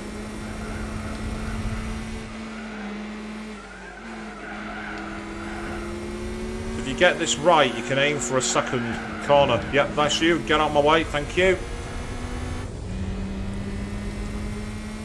Wave Race 64. I didn't play Wave Race 64, but I did see the legendary Wave Race Blue Storm on the GameCube, which had the greatest cheat of all time, where you could essentially turn the commentator into a sarcastic arsehole who cajoled you at every opportunity.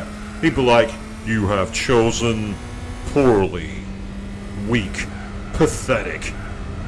And he'd be like, every time you failed, he'd say stuff like, "Are you really leaving, or are you just trying to brighten up my day?"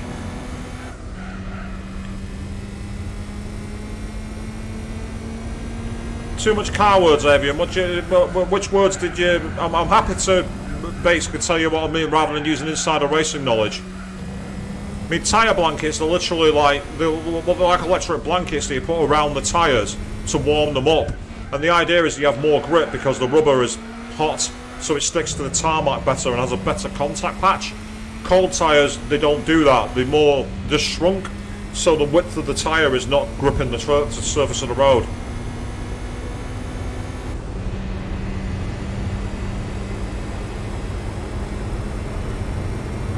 I say, I've been a racing fan all my life, Avian. I say, when I was 4 years old, I was watching Ayrton Senna in Formula 1. In fact, speaking of racing, tomorrow it's the Formula E race in Hyderabad in India. Well, today, bizarrely, had to have its practice session delayed by 3/4 of an hour because random locals managed to bring cars and tuk-tuks onto the track. I mean, if you're going to race on a city circuit, make sure the traffic can't get onto the circuit. It's not hard. It's not like you don't control the circuit or anything. Monaco never has that problem for the Formula 1.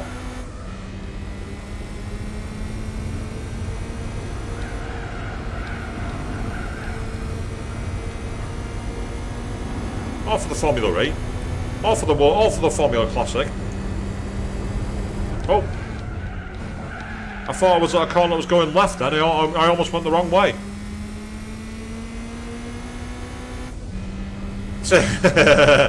Avian, you know what grey is, but not the Beamer. BMW. Yeah, here in the UK, actually, I don't like saying BMW too often. Not because the brand are bad or anything. It's just that in the north of England, there was a very nasty, derogatory name for what that stood for. And I don't want to say it. I really don't. But for those of you who grew up in England, you'll know what I'm talking about, and it's a nasty word. It's a nasty acronym, is all I gotta say.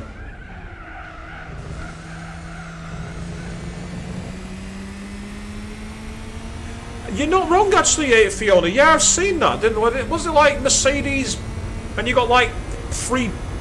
It wasn't free petrol, but you got something weird. I remember seeing that somewhere. I've just gone 2 seconds quicker than I did in qualifying.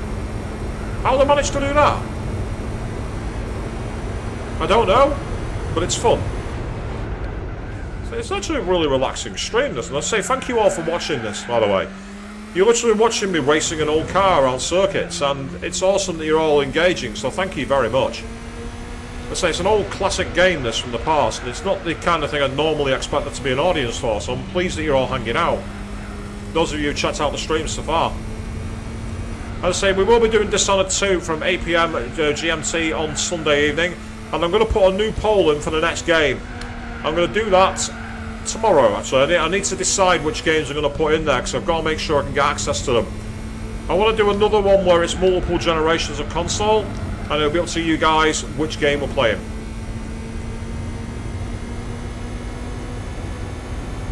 I also need to find a way to get the sequel to Digital Devil Saga, because there's no way we're having that as the end of the series. We want to know what happens.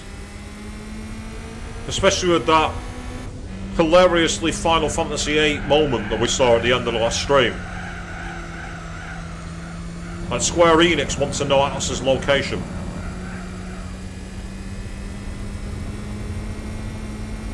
Ah, you got you a Mercedes-Benz cart. Interesting. Very interesting. Oh, no, that's not going to work. That's not the fastest way around the corner, people. You might have guesses, but crashing into the wall is not the fastest way around the corner. But again, there's no car damage in this game, so you can do what you like. In fact, that NSX is getting uncomfortably close. He's taking a lot of time out of me on this lap. If I can win this race, though, I might be getting towards the point where I've won the championship. Check out that random billboard at the top of the board there. I don't know what it is, but it's a random billboard. Very happy looking Japanese salaryman by the looks of things.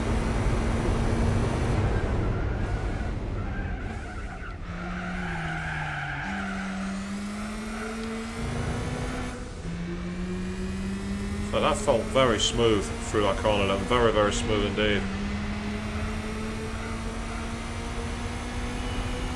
So all I'm doing now is trying to nurse the car home. I don't want to throw my lead away on the final lap. I've seen people do that so often. Mostly myself when I was younger. Cue the PS2 controller flying across the lounge. Yes. Got right to the edge of the track then. That was perfect. No braking through the chicane, so that's given me a load of extra time too.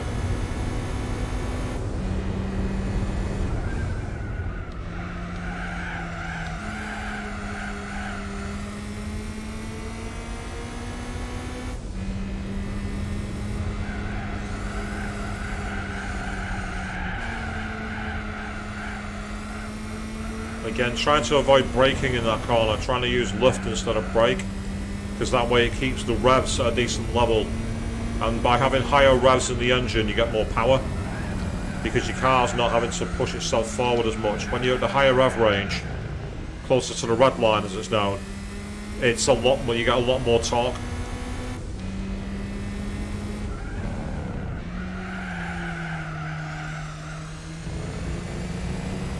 That should do it.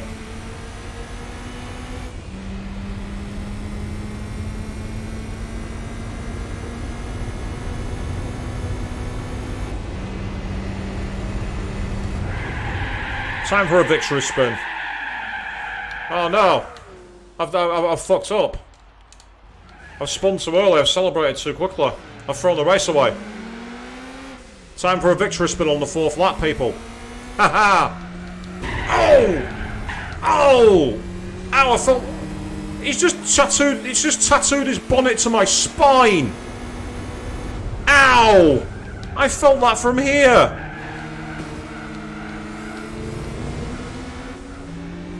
Ow! He didn't even try to brake then!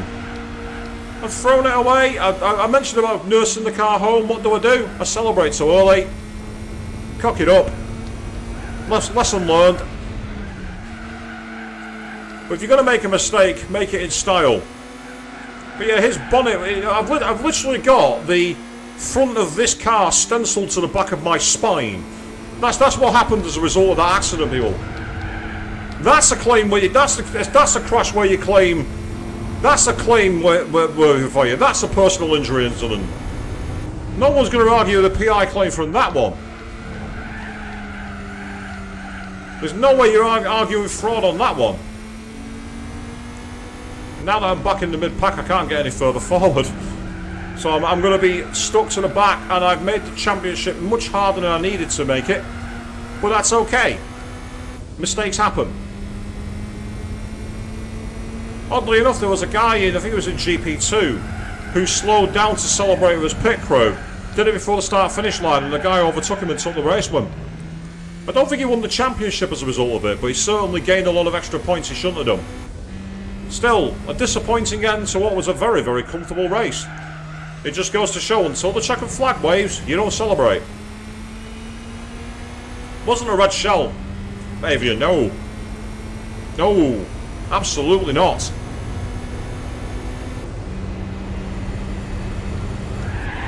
This time I can do it.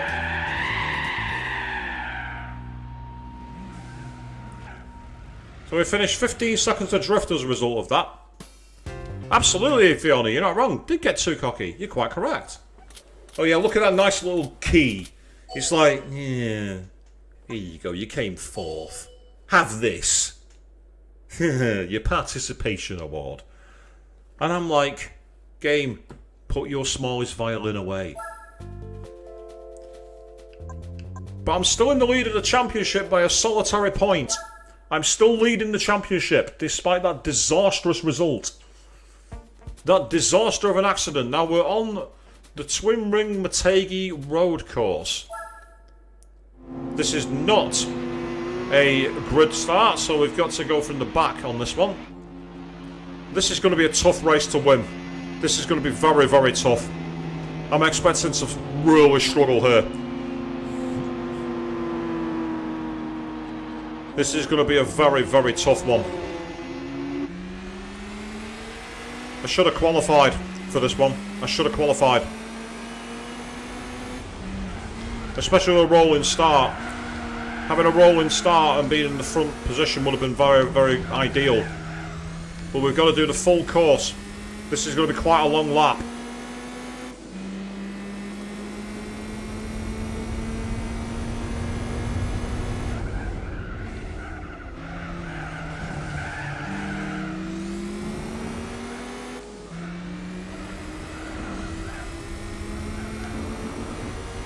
So the way I'm going to catch this up is I've just got to make sure I maximise the corners. That's what I've got to do here. I've got to maximise them. See, I gained a load of lengths, then I outbraked him, Daniel Ricciardo-esque. So that's a good start.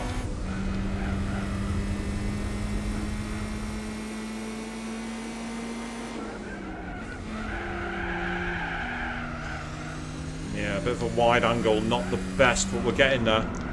Let's say we're doing this in a challenge mode actually, because this is actually quite hard. You know, I said 106 A-spec points. That means the car we've got is handicapped against the opposition. When you get more than 60 points, you're not driving an equivalent car. So if you get more than 60 A-spec points awarded, you're up against it in a very, very difficult race.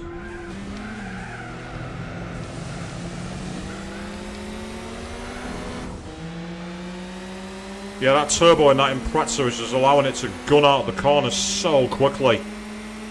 And you can see that NSX has got a huge lead already, so I'm in serious trouble here.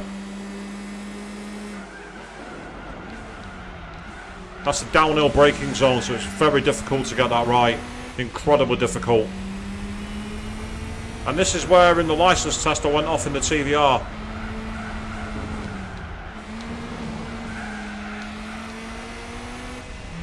Still, we're up to third. Not bad.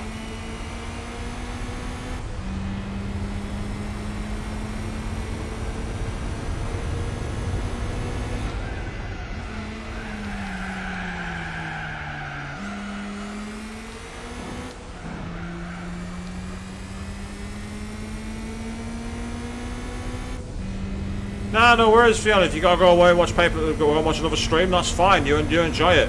You're not obligated to stay and watch mine to the end. You can stay. You can come and go as you please. I'm not one of these streamers who demands attendance from the audience or support.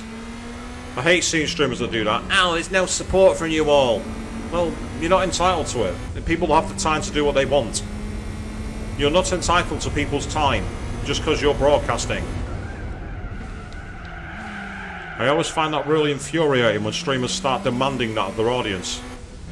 Your audience matter. Treat them with respect.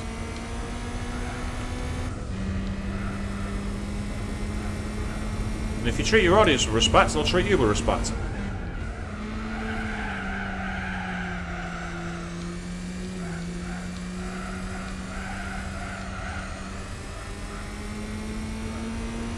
I need to get past this Fair Lady ZX to mitigate the damage of the Anasax. I don't think I've got a chance of catching the Anasax. I can't see me doing it. I've got to beat this car ahead of me. That's my target. And next time I am qualifying, no matter what the circuit is. I want to get on the front row. Most of the time, that's true. I mean, don't get me wrong. It's banter's fine. Teasings and everything, that's okay. That's not being disrespectful.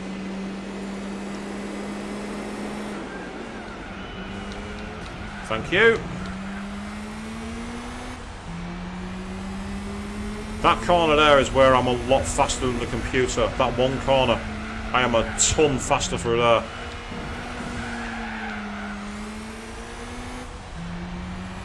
As for the puns, well, you've heard the ones I come up with.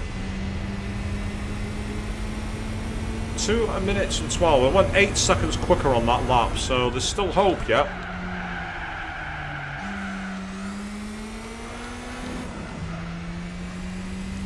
But there's not much hope, I'll be honest. Because I am in a car, as I say, which is underpowered compared to the Anasax, so the fact that I'm even battling it here is great, to be honest.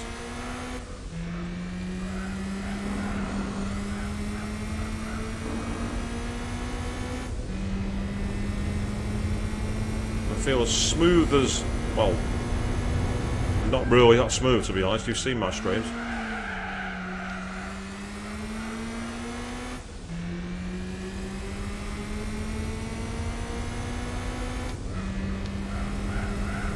That's great. Okay.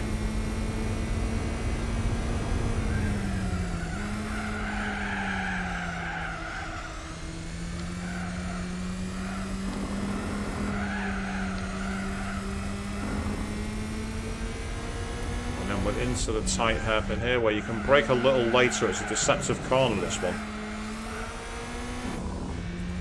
Yeah, there's no way of closing this gap unless he makes a catastrophic error, or unless I can gain a load of time another way.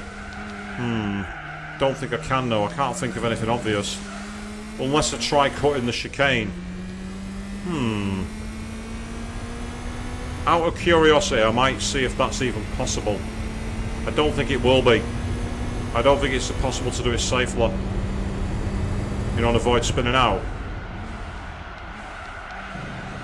But just to prove that wasn't me relying on the cars to brake, I actually took that beautifully.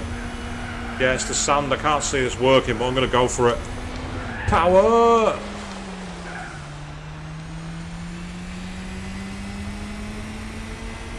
It's definitely cut the distance. Yeah, it found me about 3 seconds, but it's not going to be enough. Then again, we'll try it. We'll see. We're on the final lap. Who knows? We might be able to sneak a photo finish. Yeah, that's one thing I will say about this era of gaming, Gavian, and you're quite right. The AIs won't really crash by themselves. It's something they have improved in the later games, actually. The AIs do make more mistakes. There was a game from this time called Need for Speed Pro Street on the Xbox 360. It did have a PS2 release, but the 360 one was better. And the AI actually did crash. They actually did have mistakes, which was awesome. It's like the greatest Need for Speed game. In fact, that's a racing game I could play. Need for Speed Underground 2. That was a belter of a game. That was a cracking game, actually, that. That's one I might dig out at some point.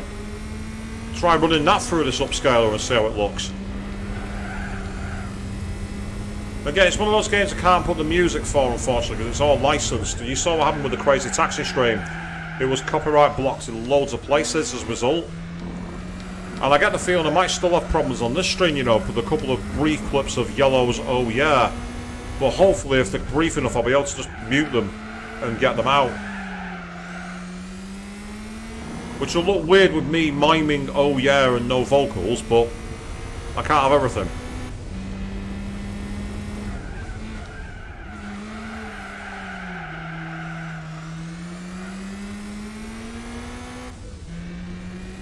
Yeah, even with that gap, there's no way we're going to close it. Even if we manage to gain a load of time through the chicane, it ain't going to happen.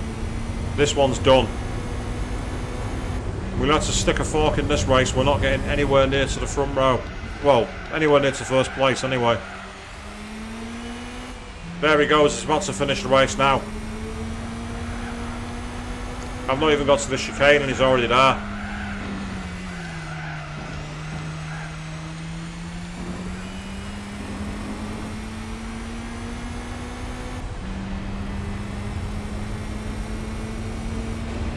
Yeah, it definitely gives more speed if you go through the chicane the way I did. It took me about a second, but you can say it was 13 seconds of drift. So there was no way I was catching that up. Absolutely no way. Still, we got a silver and we got a decent payout for it. So we can actually pay to upgrade the car as well, because we've now got 20,000 credits. But there's still a chance yet. In the championship now is 3 points clear. If I win and he comes second, I'll still be in first place. This might be the decider. I think it is actually. I think we're down to the decider. And because it's the decider and I can still win the title, we'll qualify him. This is a legendary circuit called Suzuka. It's a circuit which to this day holds the Formula 1 races. It's an absolute classic. It's hard as anything, but it's a belter. One of my favourite tracks.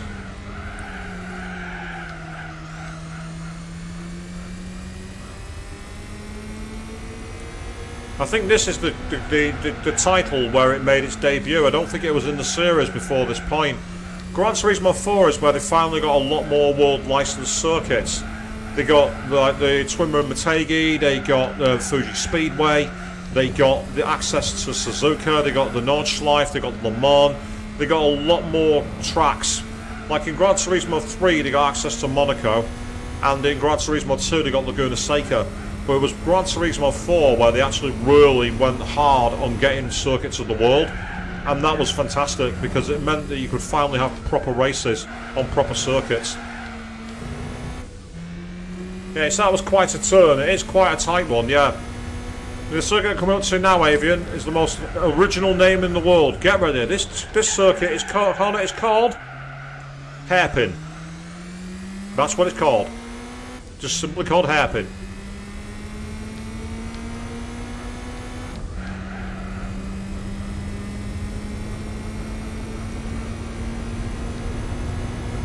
So it makes me wonder if Polyphony Digital would ever consider remastering this game. I don't think they would, because they'd have problems with the licensing for all the cars. Because there's some manufacturers in this game who either no longer exist, or the names have been acquired by new companies, and negotiating the rights for them would be an absolute nightmare. Lotus, for example, they're one company I can think of. Celine are in this game. So there's a few car manufacturers I don't think they'd find very easy to acquire the licenses for. And this is the very fast 130R. Very fast corner. And then the brilliantly named Casio Triangle. Of course, in the race I'll probably end up going through there flat out. Certainty to crash corner. maybe if I was driving normally, you're probably quite right.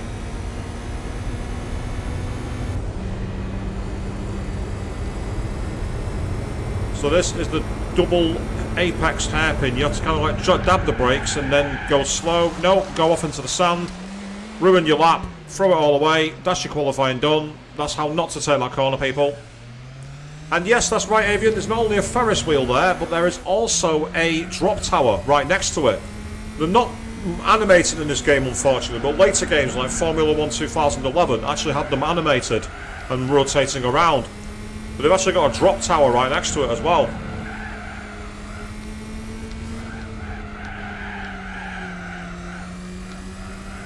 I'm still going to set a lap time on this, but I don't think I'm going to get pole. Not unless I gain an absolute shed load of time.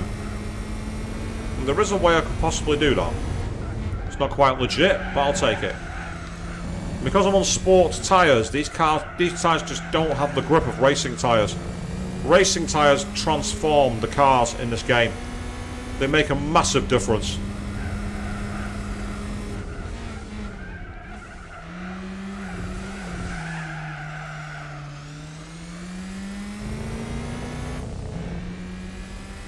Now we're actually going over the other circuit in a moment. This is one of the only circuits in the world that's known as a figure of 8, where they actually have a section where you go under another section of track. Even Formula 1 cars race around here, and it's actually quite incredible when you think about it. It's one of the few circuits in the world where there's an under and an over section. And I don't just mean for fans getting access to the track either. This part we're going over now is literally over the old track where we went underneath before. We're going over it now, that's what that bridge is.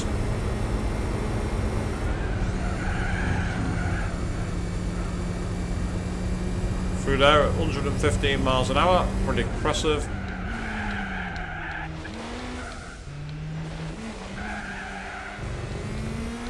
That's the illegal way of taking that.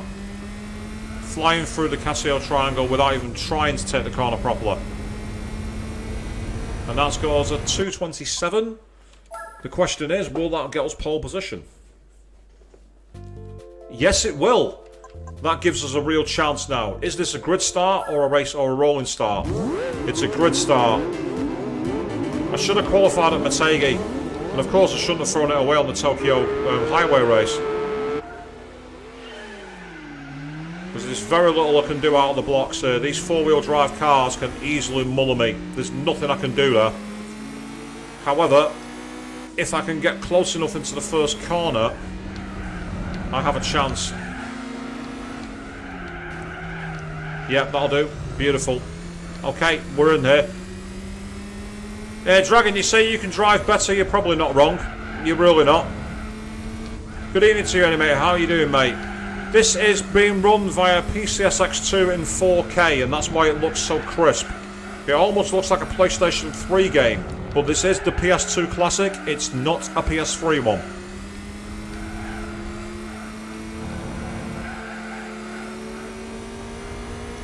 And that NSX is just absolutely beautiful. This is the home circuit of Honda, so that car's fighting for its honour big time here. He brakes way earlier than I thought he would then. Oh. He's on the brakes way earlier than he should be, but the problem is it's throwing me off into the sand. This guy's got all the horsepower in the world, but he's not got the lines through the corners. He's clearly not got the grip. He's set it up for a drag setup rather than a grip setup. Yeah, I'm absolutely fine, Dragon. I'm doing great. And say we managed to finish the other SMT game in half an hour. So that stream's available to watch if you're interested. And then I thought I'd treat myself to a nice relaxing drive for the evening. And it's been pretty good.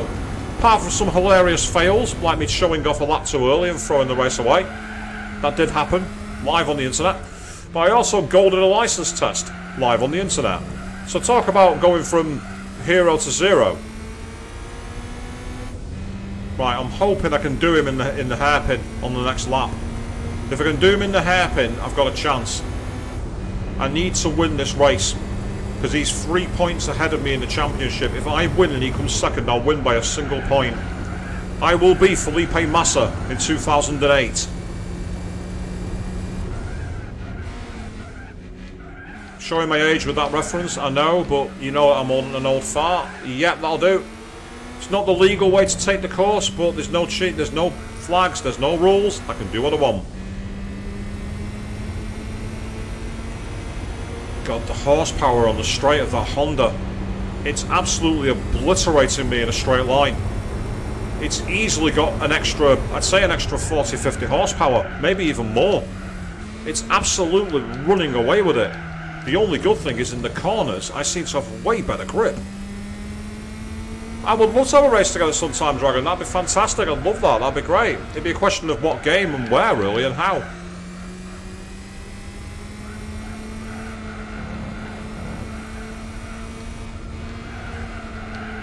Yeah, see, he was on the brakes through the sweepers, whereas I wasn't. I'm not on the brakes. And that's giving me a chance because it's allowing me to catch up. Because I'm keeping the torque very high in the engine. What I'm going to have to do here is I'm going to have to take a lunge into the head. Oh! I put a wheel on the grass then and very nearly spun out. I got away with that. Right. I'm going to have to do the lunge to end all lunges here. I'm going to go for it.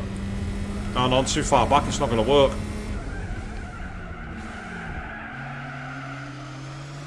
We've still got 2 laps to go. There's still time. It was all because on the opening lap he went on the brakes in the middle of the hairpin, and because of that I've not been able to get close to him because of the contact, which is annoying. Oh, I just ran out of grip there. That's not helpful.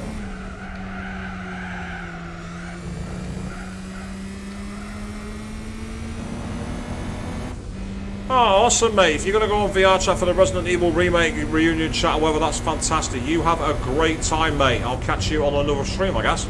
But cheers for checking out the stream tonight and check it in. It's awesome. Good to hear from you, mate. Right, okay. I'm going to go for it. What I'm going to do is I'm going to straight line it. Yeah, that's helped. That's got me a lot closer. He's going to run away here, there's nothing I can do. But that has halved the gap. I've literally just halved the gap by doing a very dirty move. The real driving simulator, apparently. I mean, if I wanted to be really dirty, I'd do a centre on Prost right here, but I'm not going to do that. I do actually want to pass him clean if I can. And he tried to run me off the road. Well, I'm through. Okay, now I've got a chance. There's 2 laps to go. This is where I've got to make this count.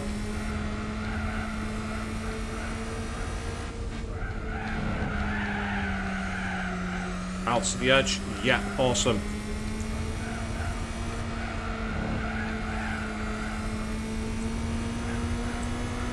I'm keeping an eye on my rear view mirror. That's why I keep looking upwards towards my webcam. I'm actually looking at my mirror. No, oh yeah, that's another thing that's not been simulated in GT7. The mirror.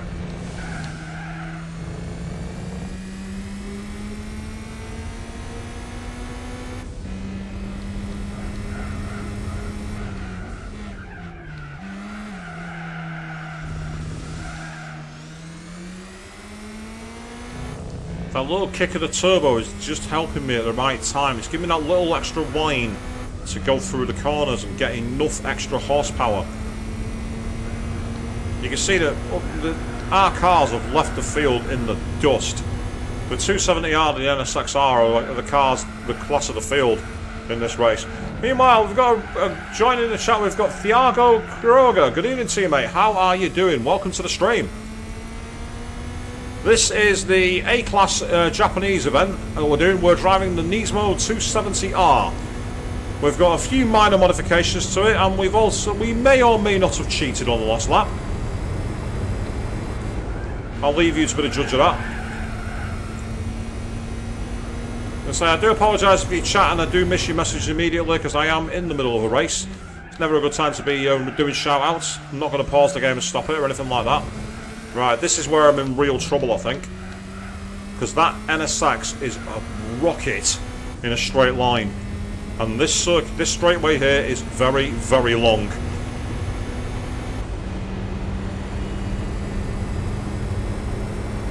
Okay, don't do what I did in practice. Don't do what I did in practice. Do not go into the sand.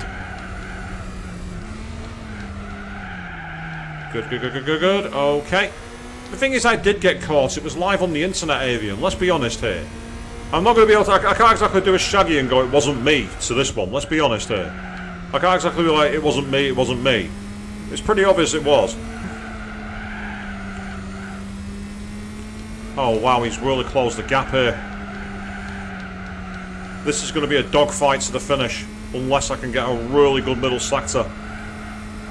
So let's get on it. This is for the championship.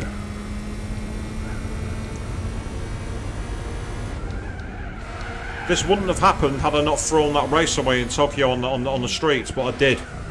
I made the mistake. And now I'm having to do it the hard way.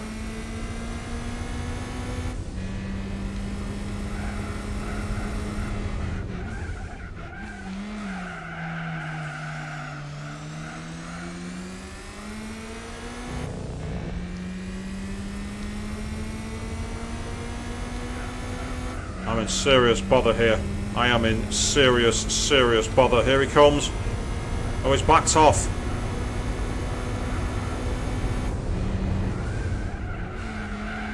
The one advantage is the AI only really likes one line. So if you can keep that line, they'll leave you alone. Unless they rear end you, as we saw in that race in Tokyo.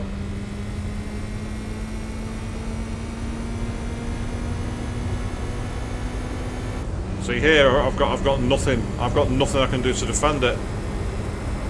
Oh! He punted me off! He literally just punted me off! He literally just smacked me off the circuit! Right, for that, I am sorry. I was going to do this the honourable way. I was going to defend my honour properly.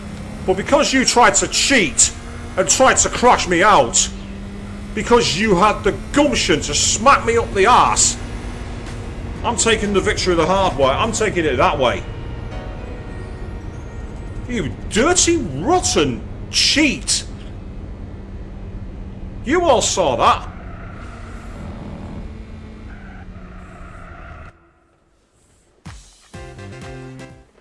I guess it's a case of fighting fire with fire here, people.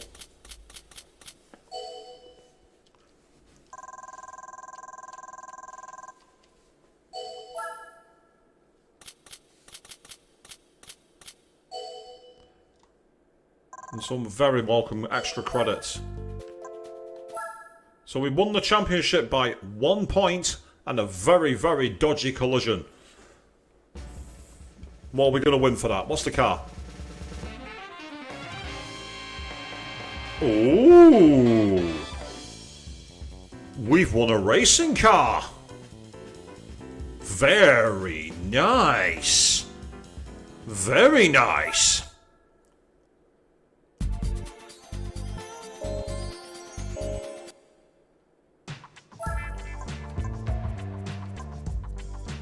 That is beautiful. Now you see, what's really interesting about this car,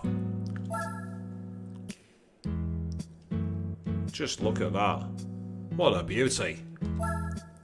Now you see here, it says that it has 507 brake horsepower, right? Watch this for a nice little extra you can do. We go to GT Auto here. This is where you can wash your car and you can do things, but crucially, you can change your oil. Watch this.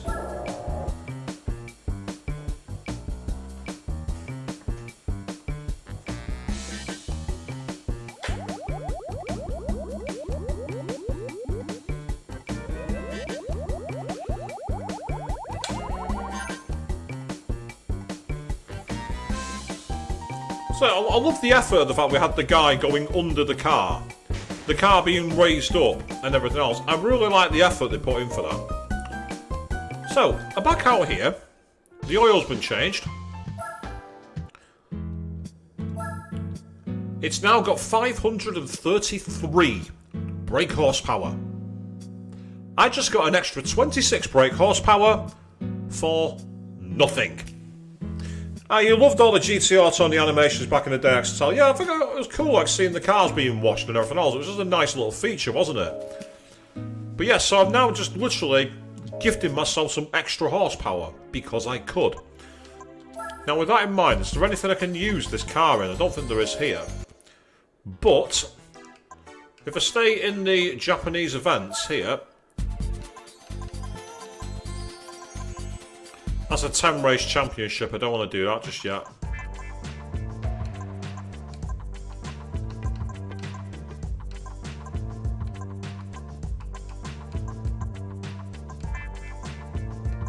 Endurance events. Ah, you need to beat 25% of the game's completion before you can do the endurance events. So you have to actually beat the certain things for it, which is interesting to say the least. What's in the professional events then? What have we got here? We've got the Clubman Cup, where you need the B license for it, and then we've got the Tuning Car Grand Prix, the NA, the Turbo Boxer Sprint, World Classic Car, World Compact Car, the Supercar Festival, and the Gran Turismo World Championship. Can we enter any of these in this car, I wonder? I'd be very surprised if we can. Standard or sports tyres? No restrictions. Okay. There's no restrictions here. We're taking a racing car to this circuit. It's a Tuning Car Grand Prix. We're taking what's known as a JGTC car from the Japanese Gran Turismo Gran Touring Championships. And I'm expecting this. Oh dear. Oh, this is going to be hilarious. I'm expecting to rip this to shreds.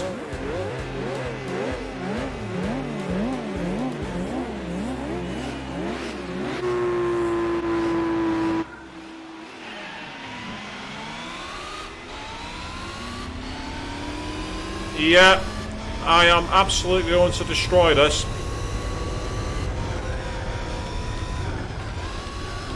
See you guys later. Goodbye.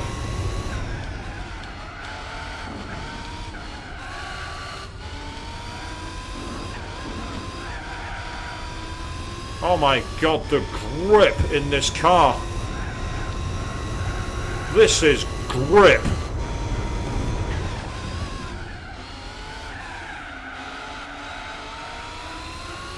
Oh wow. This is an obliteration. I'm not even, it's not even fair to say I'm out of this class. I'm from a whole different planet compared to these guys. I'm on a whole different planet of speed. I've got a load more horsepower and a hell of a lot more grip. I've even got time to jokingly mess about like that. So this is a very good circuit actually, this Apricot Hill. First appeared in Gran Turismo 2 as a unique circuit, and it's kind of been a feature of the calendar for some time. I don't think it's been seen since Gran Turismo 5 though. Possibly Gran Turismo 6.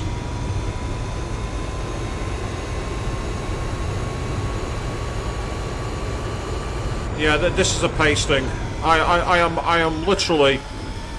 This is like someone turning up to a little game of battleships. You know, where people are using water pistols. Yeah, I've turned up with a fire truck and a pressure hose. That's what's happened here. A few kids have turned up and decided to have a go at each other with potato guns.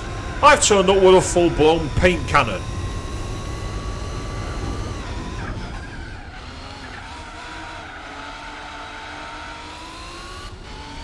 This is me basically tanking the game. All because the game cheated and tried to pump me off into the circuit. I've taken full advantage and got this beauty.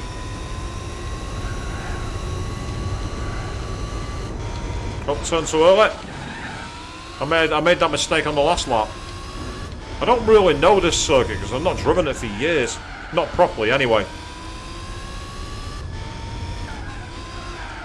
There was a really good endurance race for this circuit back in Gran Turismo 2. Really challenging to win.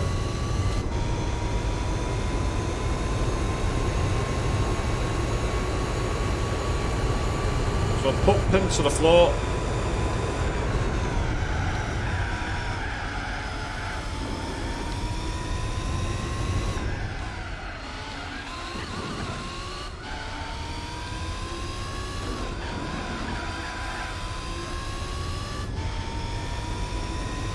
Yeah, they're about 20 seconds behind, which is to be expected considering the sheer gulf in class between these cars.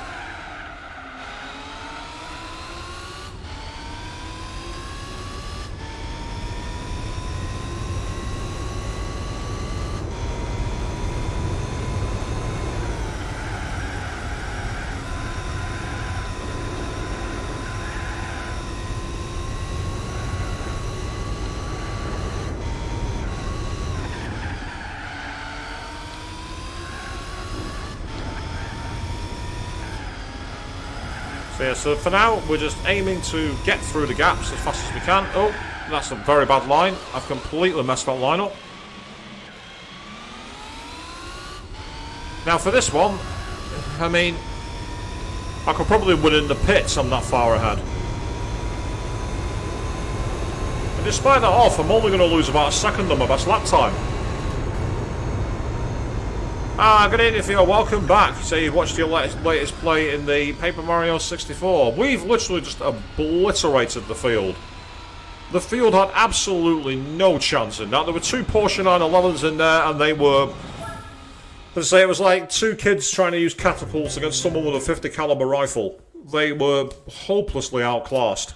And that was a very easy 10,000 credits. So we're going to make quite a lot of money here, actually, in this stream. We're going to make quite a lot of cash. I say, I'm really thankful that you people out there are still watching when all I'm doing literally is driving around circuits and talking absolute faff. You know, it's amazing that you're all out there, and it's a blessing you're all there. Thank you so much.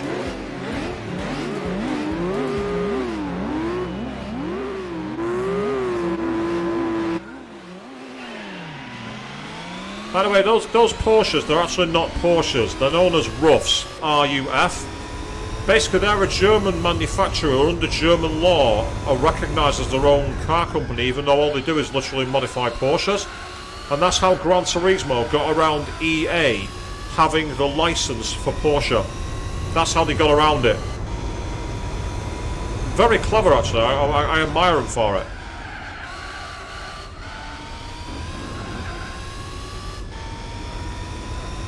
So doing this track in this car is a totally different circuit.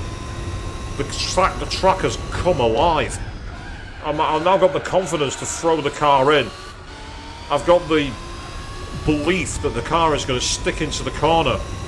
I don't think I'm going to spin out, and I'm like, I just want to throw it in. But normally I'd do my little cheat trick. I'm not going to do it here. I'm actually going to take the circuit properly. Because I've got the confidence I can get the speed around the corner.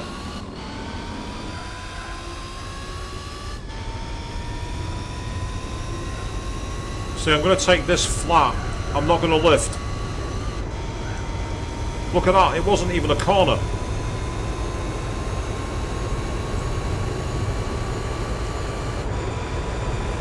So it's made it to a certain boss, but it's split into 8 chapters.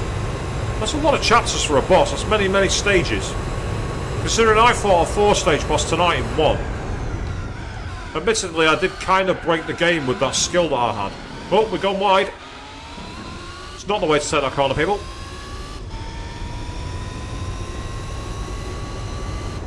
Question is, can we get fast enough to get nearly lapping the field? I doubt it, but we can try. So I just had the confidence then to get on the gas in the middle of the corner. Foot pin to the floor. Get me round the circuit.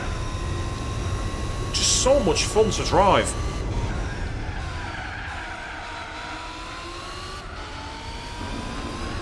Oh, a little bit of a drift then because I went onto the grass. I do like the fact that this game punishes you for using the grass. Other games you just like get a tiny little bit of slowdown. In this you will actually start spinning out, and it's pretty awesome.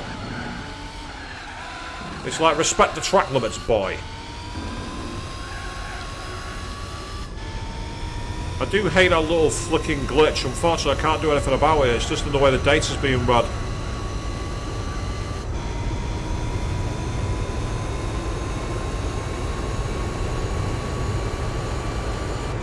Look at the speedometer, people. 170, 176, 180. We're nearly topping out. There we are, we break from 180 to 60 in less than 100 metres. That's how confident I am on the brakes. It makes sense though, like storybooks, it was called Paper Mario. I'm guessing it's kind of like pop-up paper kind of style, you know, like pop-up books used to be. I wonder if that's the kind of narrative that we're going for. It's awesome either way. Tiny little lift in the middle of that corner there, got me corrected back the way I wanted to go. 50 metre board, going into a hairpin, slam on the brakes. Absolutely easy.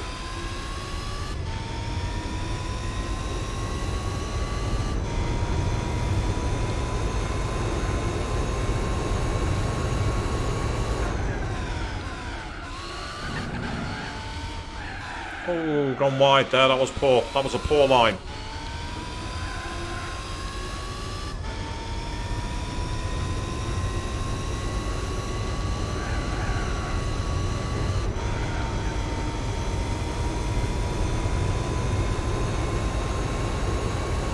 And this is where all I can do is just hold down the gas. I can't do anything else now. I'm in a straight line, and that's as far as it's going to go. We set the fastest lap.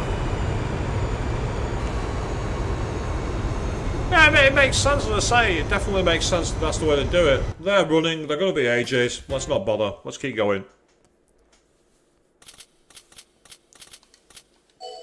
And there's another easy 10,000 credits made. So we're 2 for 2 in the championship. And you saw how I got 1 A-spec point. That's because my car is so outclassed compared to the field.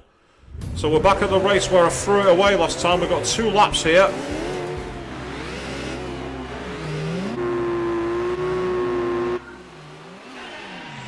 Yep, gas, gas, gas. That's the plan. Go, go, go, go, go. The Porsche's taken the lead from the VW Golf. And then I go... JGDC car go boo. Racing car go boo. Almost reminds me of the Shin Megami Tensei Nocturne Matador theme. No, you can't raise your evasion to maximum in one turn, making me miss turns. It's no fun if you do that, it's just cheap. Red Capote go boo.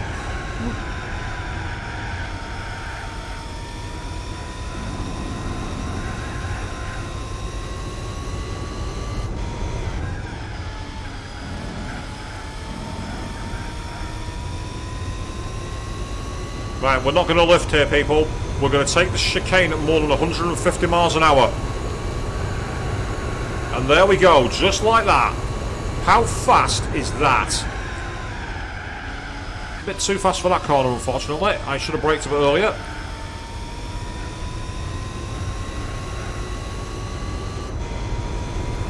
Nice little trick here, watch this. You can wall ride. If you don't feel OP enough, you can make yourself even faster.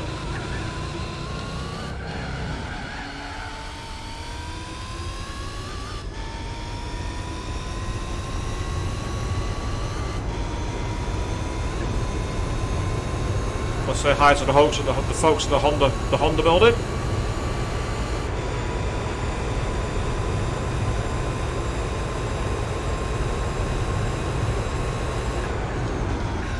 Whoops. I got a bit too cocky on the brakes then.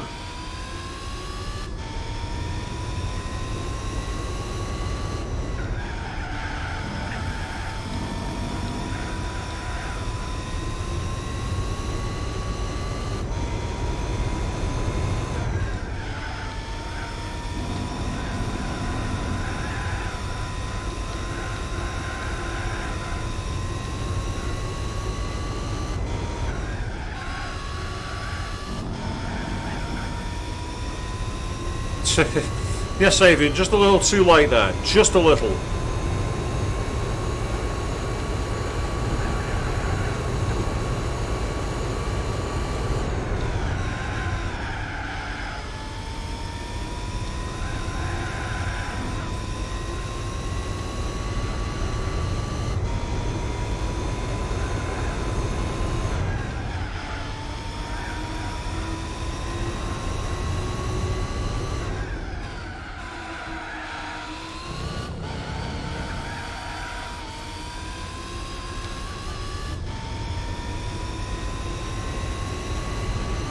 You see, it's difficult to tell me not to get cocky, Fee. I have a habit of doing it. And even when I tell myself not to get cocky, I'll just do it anyway. Still, race over. Absolutely mullered.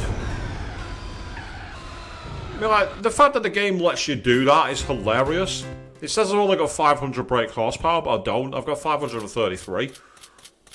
Not like I need that much. I've probably got about 200 horsepower too much.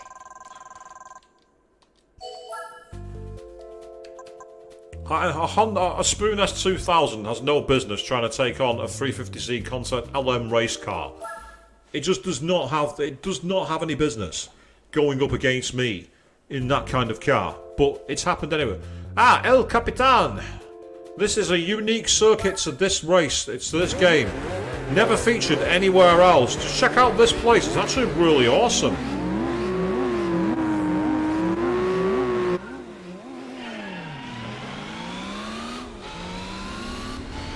We are essentially in the American mountains, possibly even the Canadian mountains there. This is a fictional circuit. It's not a real racetrack, but it is absolutely gorgeous. One of my favourites.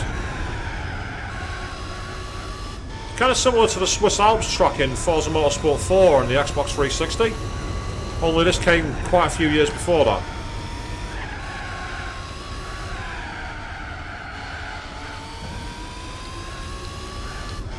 Yeah, it does sound Spanish, that's true, but the rock formations and the trees remind me more of North America. Also, Paolo Pellegrini saying, Manda Salve. Good evening, I'm guessing that is some language there. If it is another language and I butchered it, I humbly apologise. I am Northern English, I know almost nothing of other languages, apart from Japanese, strangely enough. Yeah, Nihongo o hanasamasu. Konbanwa, minasan. Well, I'm not surprised there's a bit of Spanish, because Antonio Banderas is the voice of Puss in Boots, from what I understand, Fiona. At least I think he is. He was in Shrek 2 anyway. Whoa, whoa, what the hell? We literally took off and almost went flying over the barricade into the trees then, people. We almost did a Mark Webber at Le Mans in 1999. Memo to me, when hitting that crest, slow down. I don't have enough downforce in the car to stay down.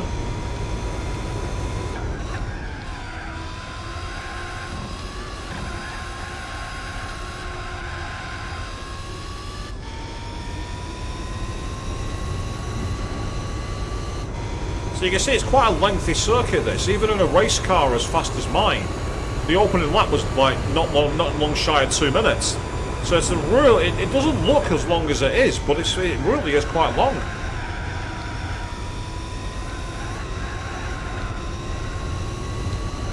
I mean, oddly enough, I do know a few bits of Spanish. I did study it myself, but I don't remember a lot of it because I've barely had to use it. Apart from cuss words. I remember cuss words a lot. But everyone seems to know cuss words in other languages, don't they? Like bendejo or pajero.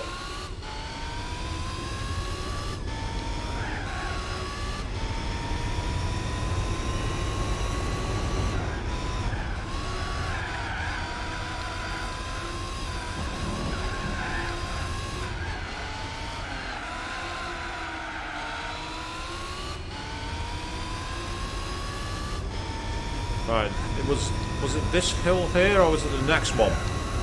Yeah, it was this crest here. This is not a downforce generating section. You have to lift off. That's very tricky actually, because there's no real reference point to the line. So it's actually it's a challenging course to drive this, because there's a lot of blind crests and blind bends.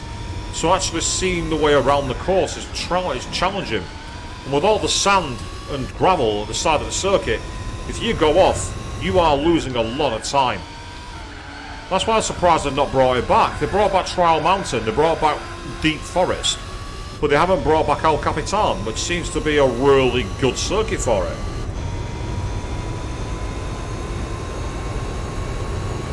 As to that rock face looks absolutely gorgeous upscaled.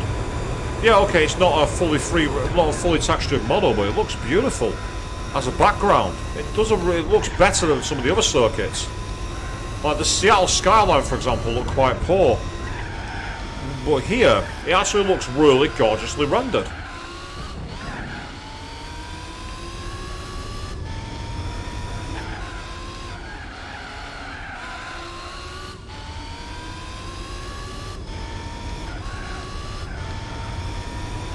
I almost feel like I'm on a Toge Union race in this one.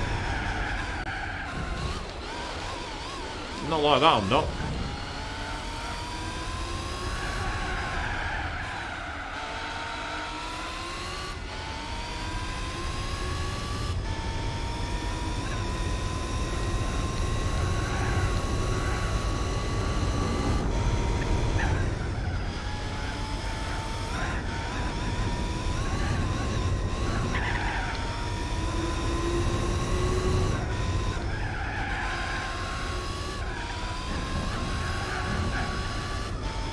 Excelente, we're getting there.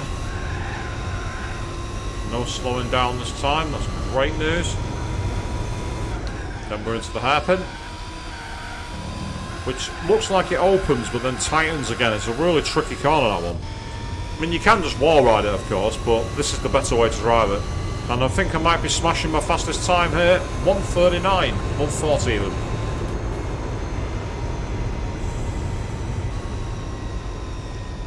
I'd be surprised if there was a case of swearing in a kids movie, Fiona. I'm not saying it hasn't happened before. We've seen a lot of like adult references. I say I'm kind of doing well in this one, Fiona, not because I'm actually driving very well. My car is a gulf faster than anything else in this championship. This car should not be here. I have obliterated all sense of fair play with this car. Fair play's gone that way out the window. So that was race 4, and now I think we're at the final race for this championship. Yes, and we're at... Oh, Suzuka. Oh, God. This will be amusing.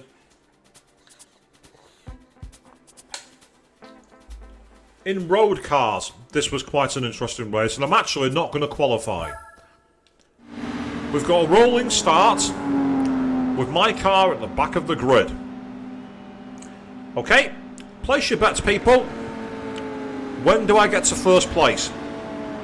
What corner number?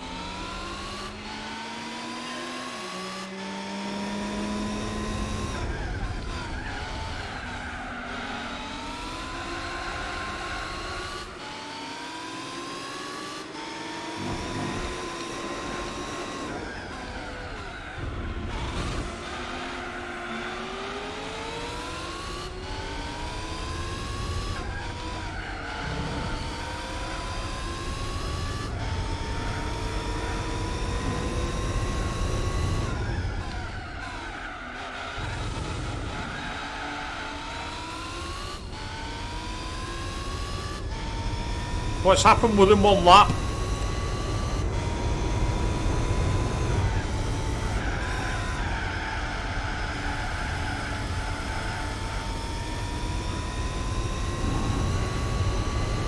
This is the equivalent of me turning up to the first boss in Persona 5 Royal on New Game Plus with a maxed out Izanagi no Akami.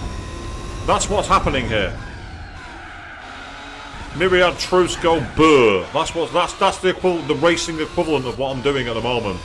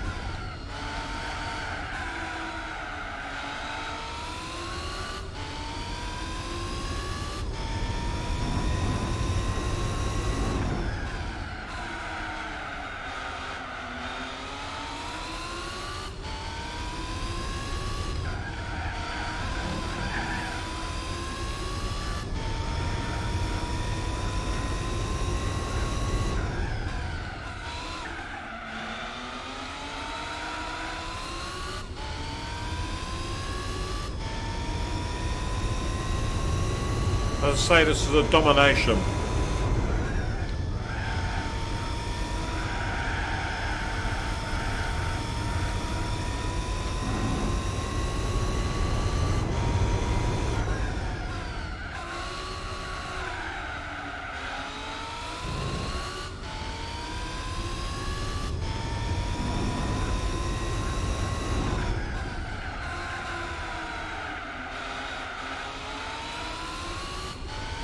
I'm now 19 seconds clear. On a 51-second lap. That's to show you just how powerful this car is compared to the opposition. This takes unfair to a whole new level. This takes broken to a whole new level. The fact the game lets you do this is just stupid. You know, you think there'd be the catch, like, you know, normal cars only or something, but nope. If you want to turn up with the fastest car in the game, you be our guest, you show it off. You can imagine everyone in the pits going, yeah, I've got this beautiful Porsche, it's ready to rock. And then the shuttle rolls up and I drive this baby out, and everyone's like, oh my god, what? It'd be literally like that.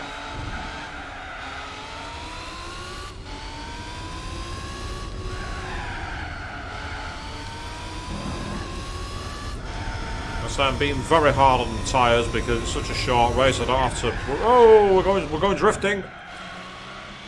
Managed to catch that, but I don't know how. So this is not going to be a very fast lap, this, I'm afraid. That's a good example that I can tell you. So Usain Bolt running against tortoises. Usain Bolt running against me, to be honest. I don't know tortoises.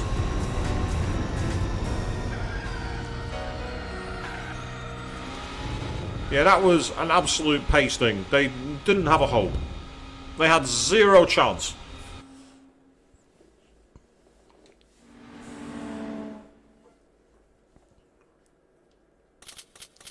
And with that done, we've got another race in the can, which is fantastic. And there's the championship too, so we're going to make another 20,000 credits.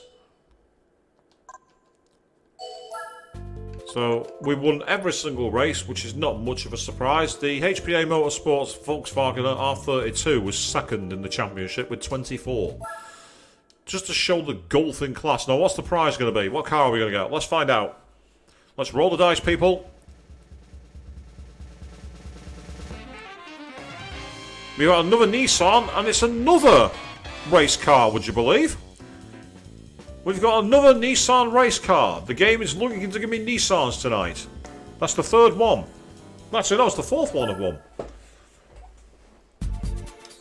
Gran Turismo 4, sponsored by Nissan. That's what it feels like at the moment.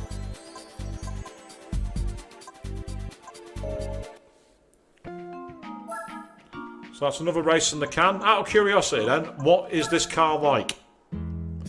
We're 3.5% completion now.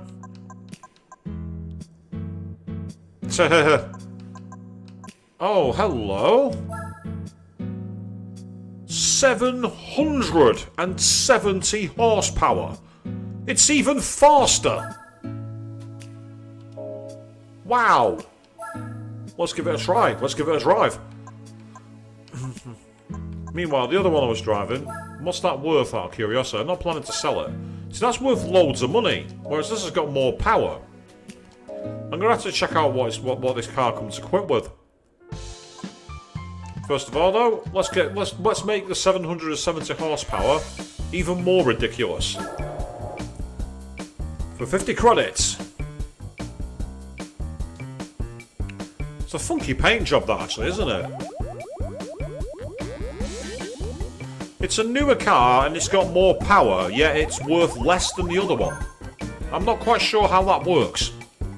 It's newer and it's got more power. So it makes me wonder if this is some kind of weird drag setup or something like that. As in drag racing, by the way. You've all seen my Go cosplays. Drag doesn't quite cover it. 808 brake horsepower now. 800. I'll need to find out what tyres it's got. So let's go quickly to the Nissan tuning shop to find out what tyres come on this baby. It has Sport 3 tyres. Sports tyres? In a car like that? I don't think so. I'm spending 20,000 credits to get some racing tyres. Sports tyres on that car, it would literally be trying to dig a hole to Australia. Yep, no extra power I can give it there. Well, oddly enough, I can get better brakes. Okay, I can actually tune this car up. Unbelievably, there's actually more things I can do with it. Maybe this is why it's worth less, because it didn't have all the parts equipped. The engine, I can put nitrous in it if I want to. Really? Why would I want to do that? The drivetrain, I can get a fully customizable transmission, which is not a bad idea actually. Means I can mess about with the gear ratios. And there's some circuits where that's advantageous. Then we got the turbo. Oh, you gotta be kidding me. I can give it nearly 1,000 horsepower. I'm not spending 80,000 credits on that. Not now. No way. I'll get a racing suspension. It's pretty pricey, but it's gonna be worth it. I'm spending all the money I've just earned because why not? Let's have some fun. Right, the rest of it is all things that I can't really afford. Although I can make it lighter. That costs 5,000 credits. So it's not fully tuned, this car, unlike the other one. The other one's fully tuned. Oh, go on, let's give it... it's only 50 kilos, I'll save it for now.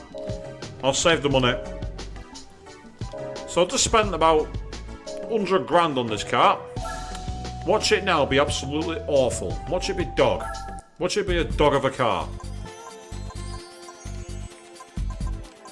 One way to find out is... the championship I scraped before, I can go back into it with this car. That's insane. And you know what? I'm going to do it. 2 reasons. 1, to win those races I missed out on.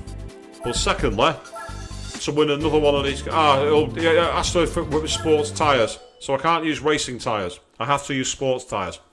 So this car's not going to have anywhere near the grip. So why would I do this tournament again? Simple. By winning it, I will be able to get access to the same car I had before and sell it for 300,000 credits.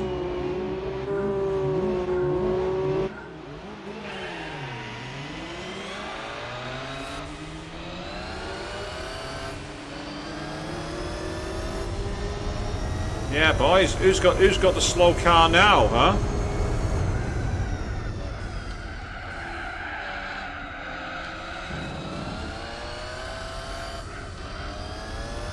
This is the tournament I struggled to win and cheated to win. Now I'm not going to need to cheat, I'm just going to blow everyone into the weeds. I did not think I'd be able to do this. Oh, the lack of grip on these sports tyres is awful. 800 and odd horsepower on sports tyres. It's different. That I will say. It is very different. I can't drive this like I did before, that's for damn sure. But it's okay. So I've got so much power, I'll be able to just blow them all the way in the straights. So let's see you next week, boys.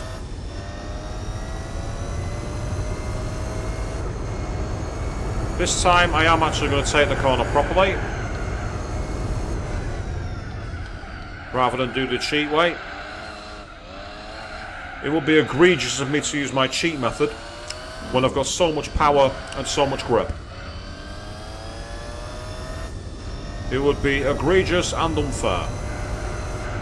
I am going to need to lift here because the car's not got the grip thanks to the sport tyres.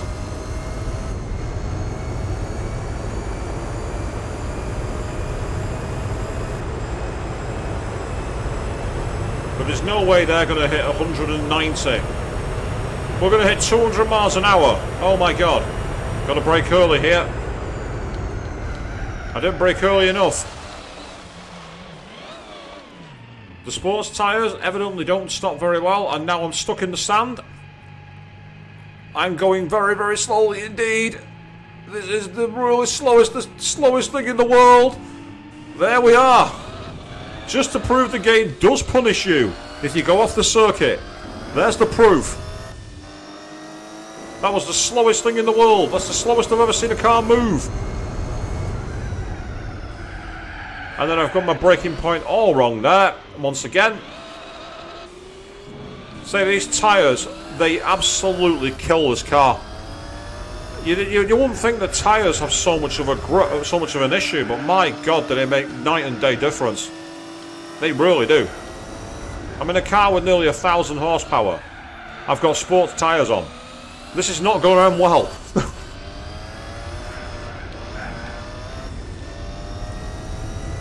I remember years ago, on Top Gear, they tried to set a world record for the fastest car indoors.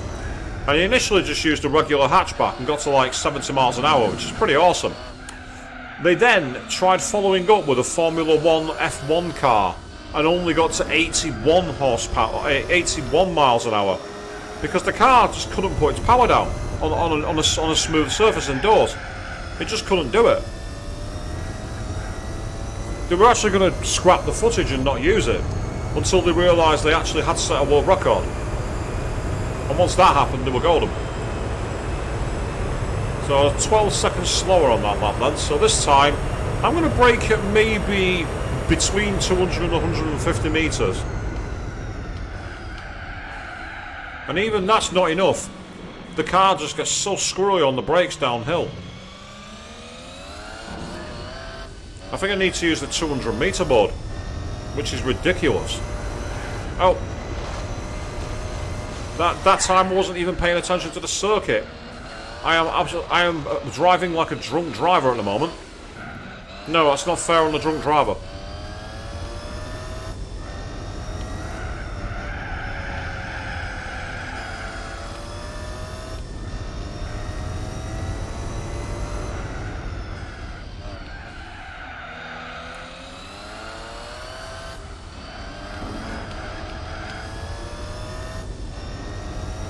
But the problem for the opposition is they don't have the power to keep up.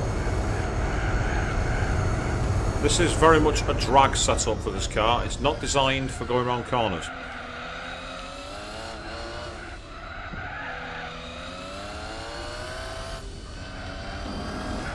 As you can hear the wheels spin where the sport tyres are trying desperately to find grip and they just don't have the contact to do so.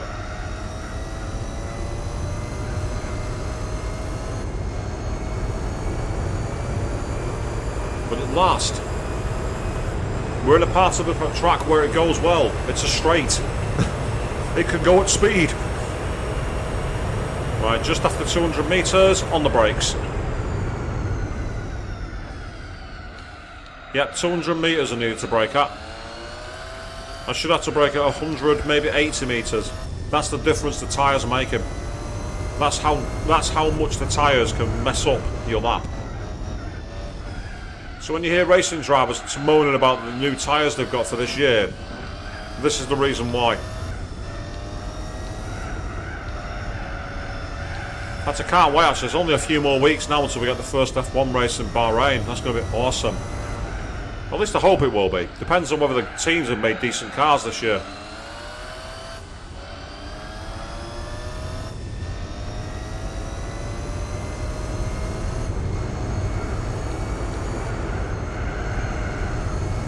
Yeah, 100 metre making point.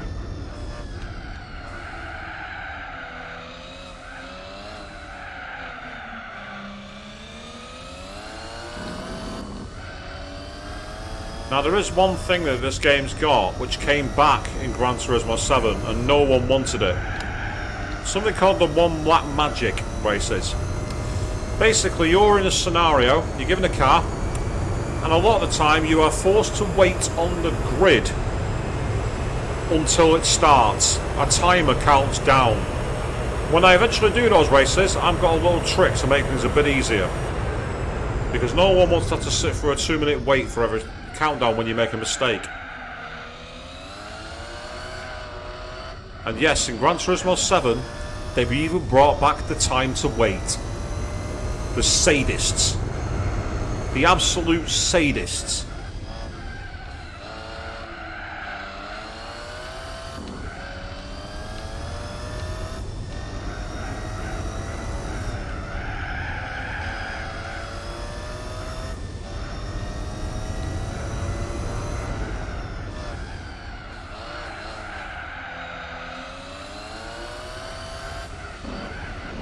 Wide, very wide, but I'll get away with it.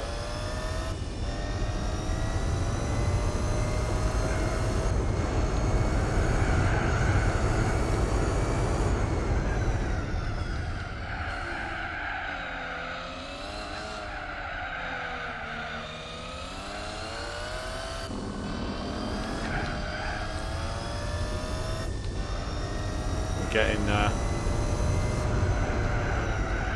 yeah, can't just do a light lift there on these tyres, but that's it. This is going to be the race breaker. We're going to win. You can see the tyres, if you look on the back left, it's already started to go yellow.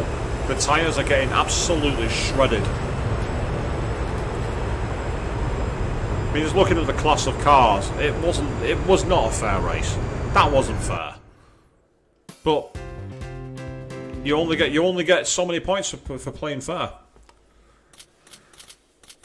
Just ask the Red Bull team with their budget last year. Too soon?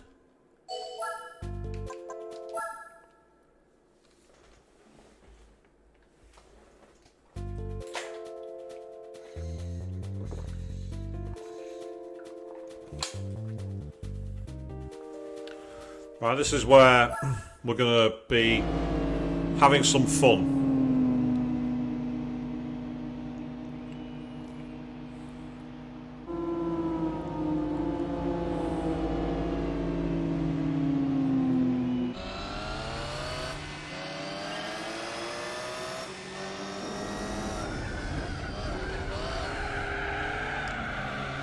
You can feel the car just not gripping at the moment. Or at least I can feel it not gripping anyway, because I'm the one in control of it. Ah, that's interesting. The NSX is in the lead, for once.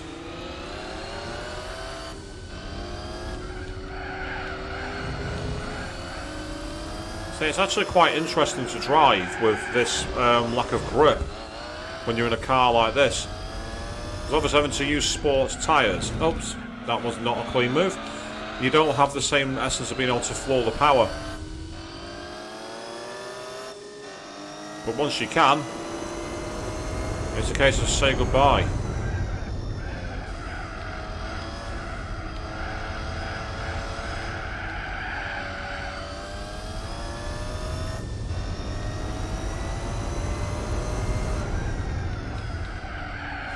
Oh. Yeah. This car does not like, even being on racing brakes, this car does not like driving on these tyres. But that's fine. It's interesting to have an experience of it.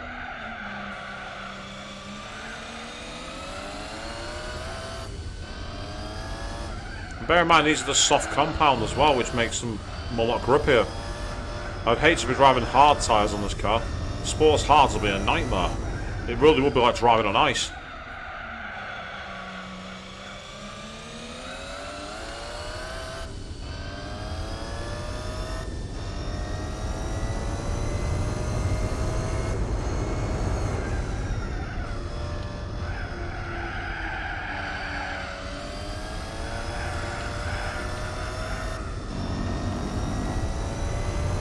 We're going to sub 1 minute lap, so that's kind of cool. Keep it calm, cover the inside apex, trust your guns, out. Don't mind me, I'm just talking a lot of encouragement to myself. It's not working.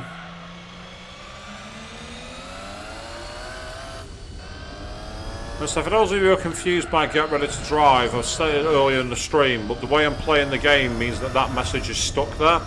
And there's absolutely nothing I can do about it, so I'm just trying to ignore it.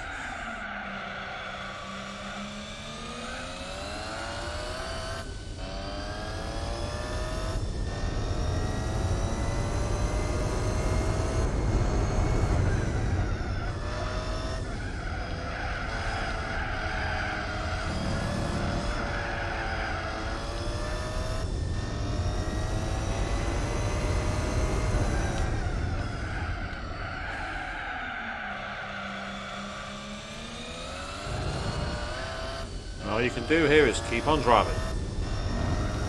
So I'll probably finish this tournament, and that's where we'll probably look to wrap things up for tonight. Just a nice little bonus stream, considering that SMT Digital Devil Saga finished far faster than I thought it would. Mainly because of that little trick I have for the boss. I absolutely cheesed it.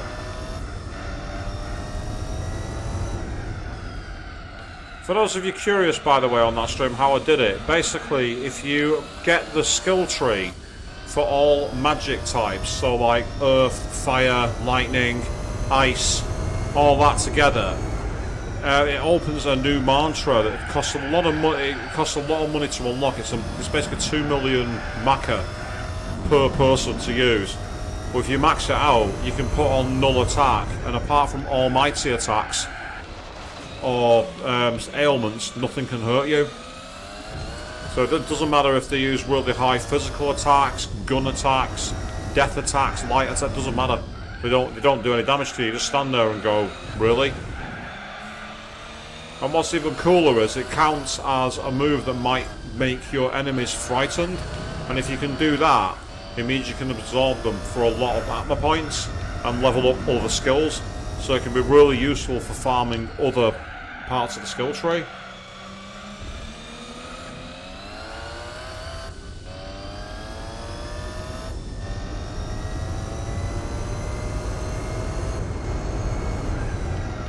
And say Digital Devil Saga 2 will happen. I will play that game because I want to, because I really enjoyed the first one. And I want to see how things go in the second game, what the story's going to be like.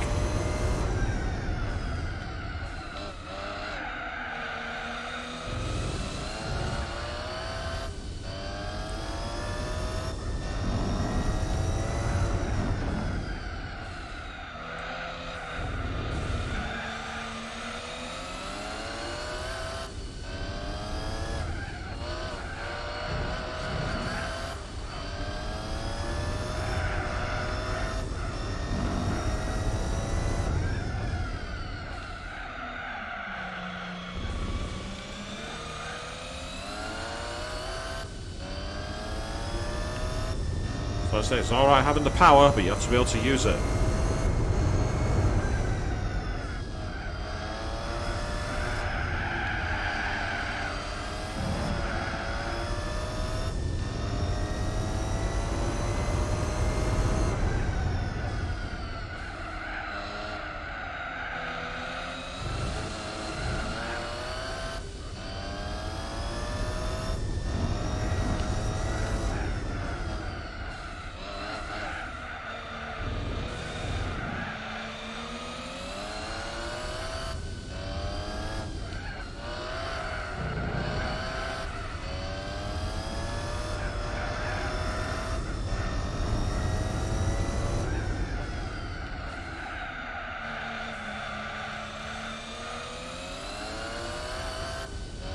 Oh, looks like we might be about to lap somebody.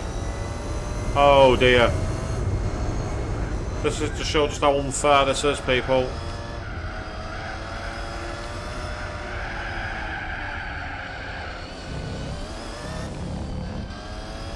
Yep, there's a back marker. We're going to catch them lap one on the field. One on the field is going to end up a lap down.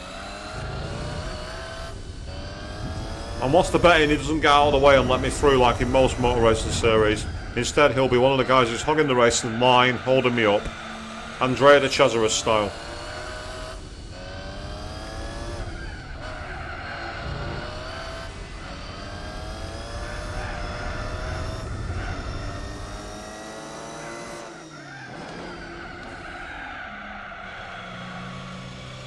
But to be fair to him, he took that corner better than I did. He almost got back past me then. I like that, I admire that, that's guts. That's fighting power, I like that. He showed some brass, it's like, I don't think you're lapping me, mate. I wanted to unlap himself. I admire that.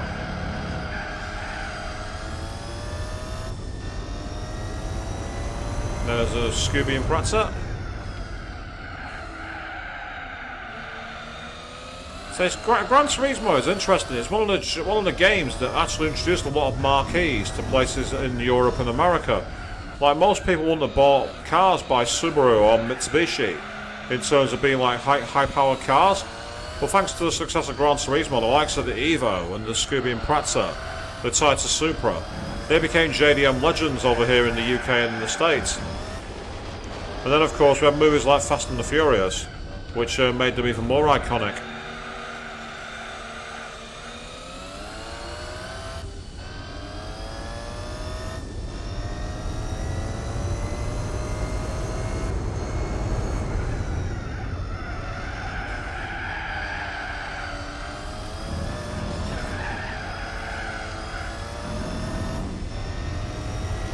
I'm really struggling on these tyres now. These tyres have been chewed to pieces. But we're hanging on. We're going to finish strong. We're going to lap half the field. Or at least that's the plan. This Scooby and Pretzel doesn't want to stay behind me, and I don't blame him. I wouldn't either if I was him. I wouldn't accept being consigned to the loser lane.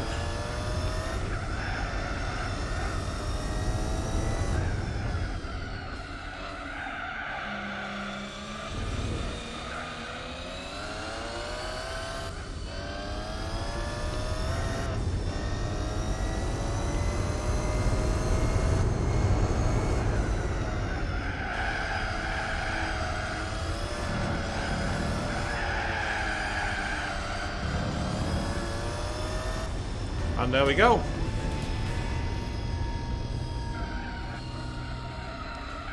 And the Mazda RX-7 and FD was in second place by quite a long way.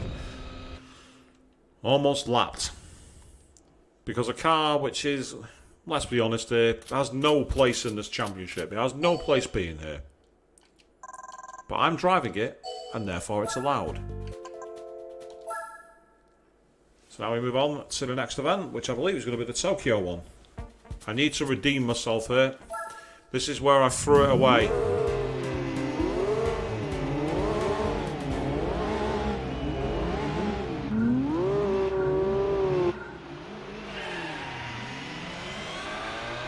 So we're on for 5 laps of this ultra-fast, high-speed city track. This is where we are now the shark smelling blood in the water. We're going 4 abreast into the first corner. That's risky, but we're going to survive it because we're hardcore. And in we go, into the lead. 1 corner, people. 1 corner.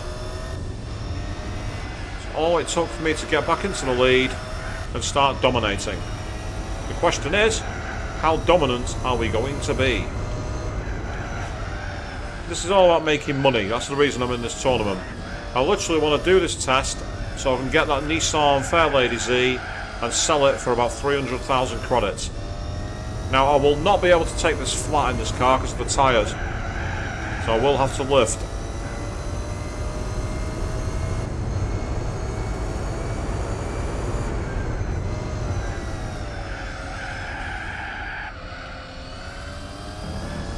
That little tap with the wall actually helped correct my car. I'm quite impressed by that.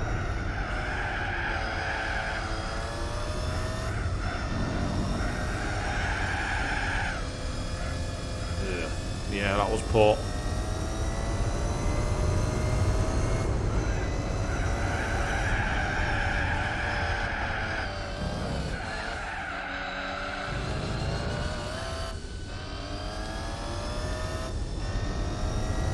We've got this deceptive 90-degree corner, which is actually quite a bit faster than it looks because of the wide curb on the outside.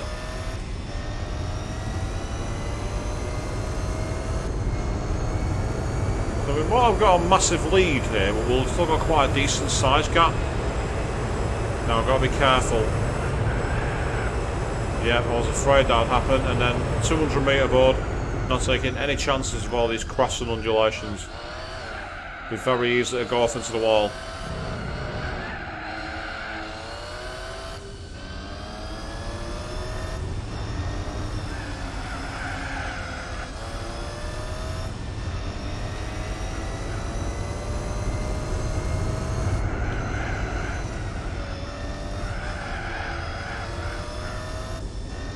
Then left. Yep, that'll do. I got close to the wall without crashing. Whereas that time I did crash because I'm an imbecile.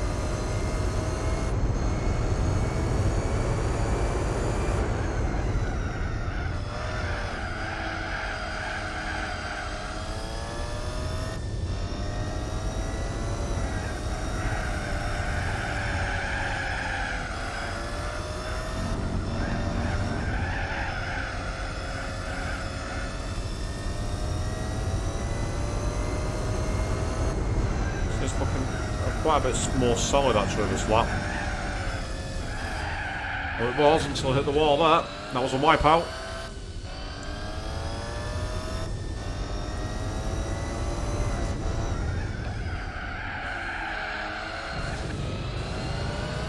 I'm not treating this car with much respect, am I, people?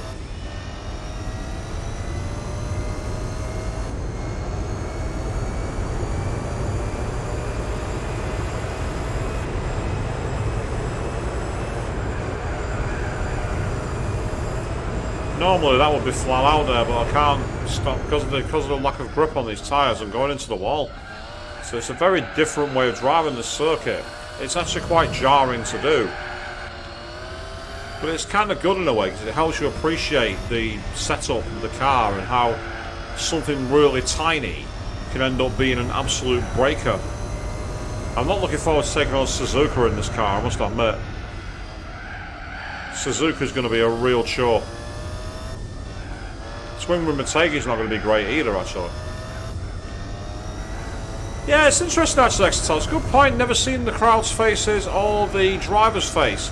I mean, if you do the rally stages, you can actually see the fans there because they get in front of the car. It's actually really kind of interesting to see where they like just randomly get out and start taking pictures of you in the middle of the racetrack. And it's like you've got the marshals at the side of the circuit as well. They are stood there. You don't really see them because the camera blurs a bit too much. But if I stopped and actually looked at them prospectively, I'd be able to take a decent look at them.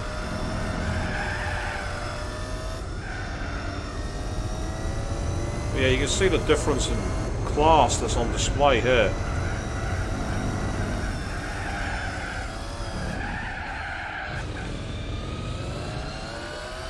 I'm really not very good at stopping the car there. I'm really not very good.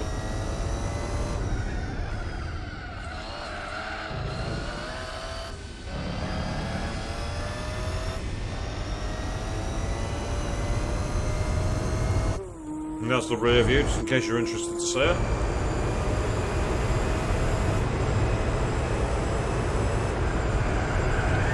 Nope.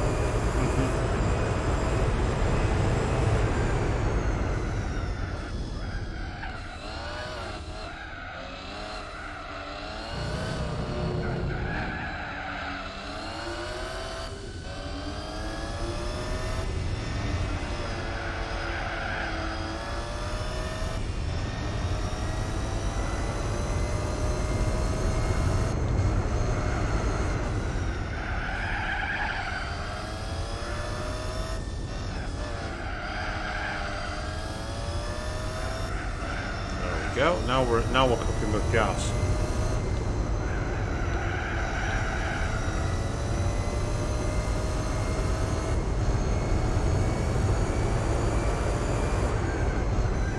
We're motoring towards the end of this tournament. We're getting there, slowly but surely.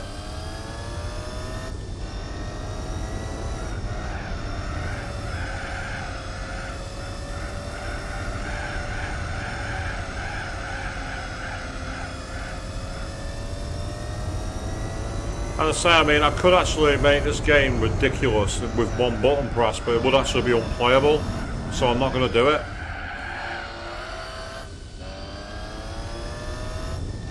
Although I might be able to show it after this corner on the final lap. This is not the final lap though, so let's get the final lap started first. Let's not make a repeat of what happened last time.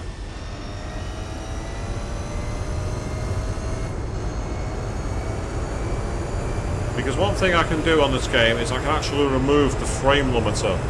And out of curiosity, on the next long straightaway we're going to do, after this lap's over, I'm going to deactivate it just to see what it's like. I imagine it's going to make it impossible to play. So I've got all the time in the world here, so I just want to get round the edge of the circuit.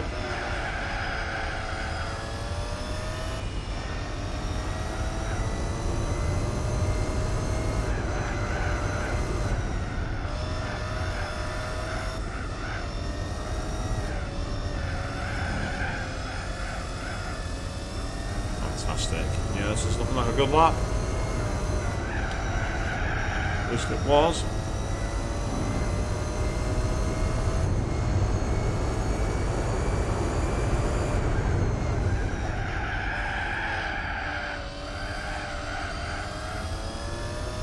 Bit jittery there, but we've made it.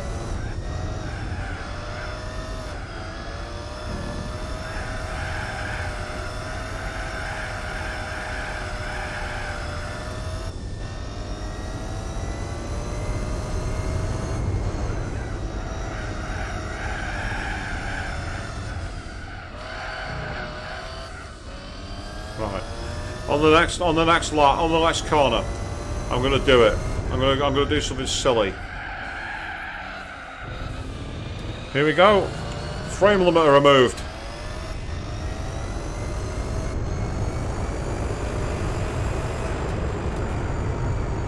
Yeah, that's what it looks like with the frame limiter removed, people. Look how ridiculous that is.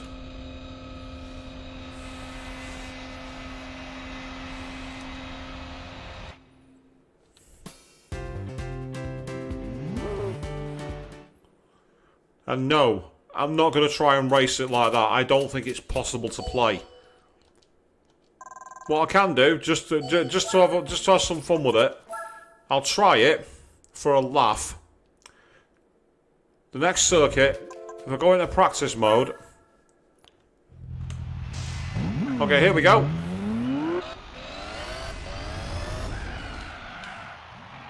Oh wow! The braking is instantaneous. Oh my god! This is impossible to play.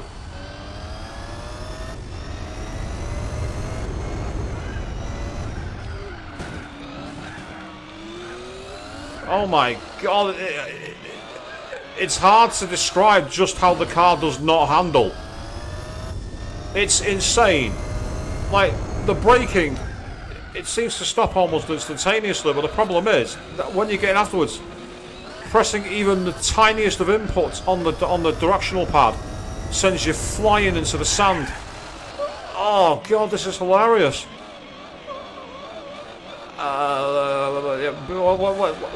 I'm going to try and see if I can even get one lap in. I'm going to try, just for fun. Can I even get round the circuit?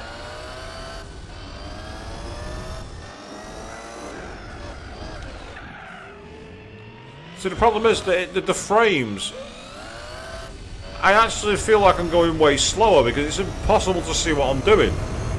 When it gets going to top speed, it's great, and then suddenly, oh, I actually managed to stop down there. I'm amazed I managed to do that. How did I take that corner full speed? That's awesome. Okay, watch the clock. Get ready. Pay attention to the clock in the top right corner. Look at the speed the clock's going round. Yeah, this is not going to work. We're stuck in the sand. There's nothing I can do. And there's no reset to track button either, like on later games. This actually is impossible to play.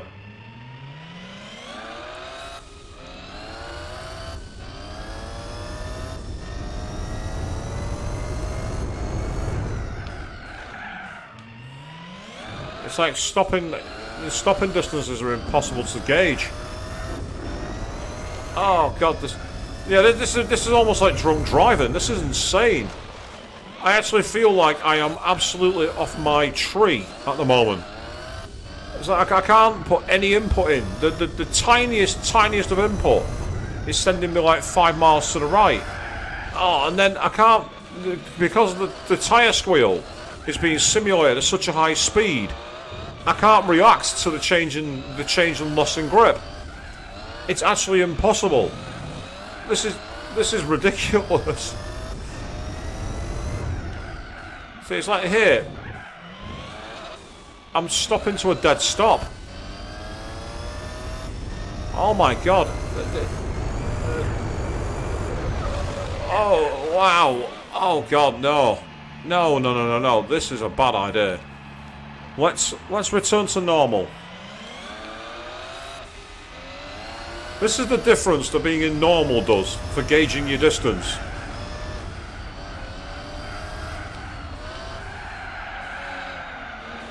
And even then I can't do it because I got it wrong.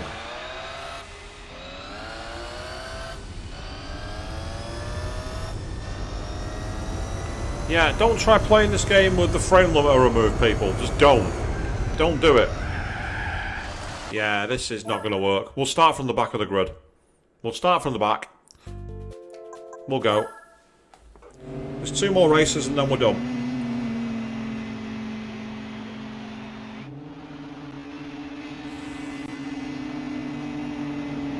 So we're going to go fast. You're quite right, You're quite right, exit out. Gotta go fast. That's it. We've already covered 50 miles in this car, apparently.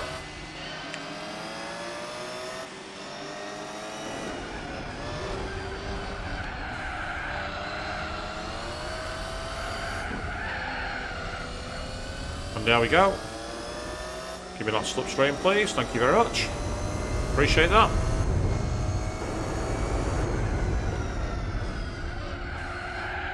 Yeah, the problem is the car seems to skid on the brakes. It doesn't like...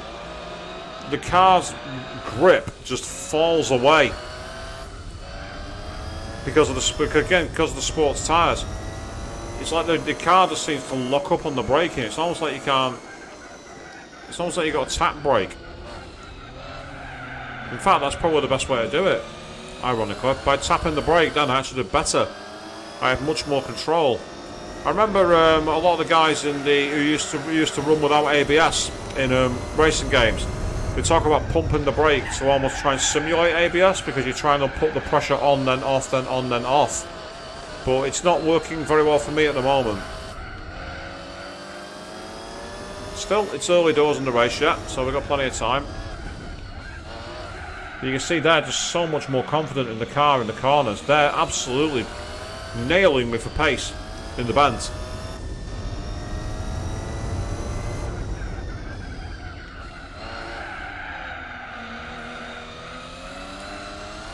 And the reason for that is that they can get their power down. That's the difference. They can get the power down. I can't. My car is not good at putting down the power.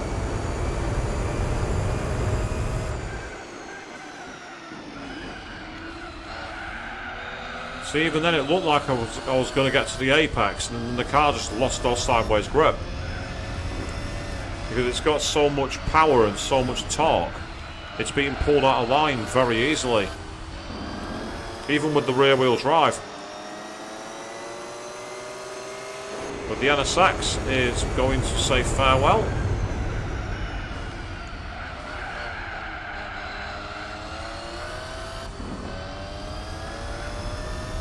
And onward we go.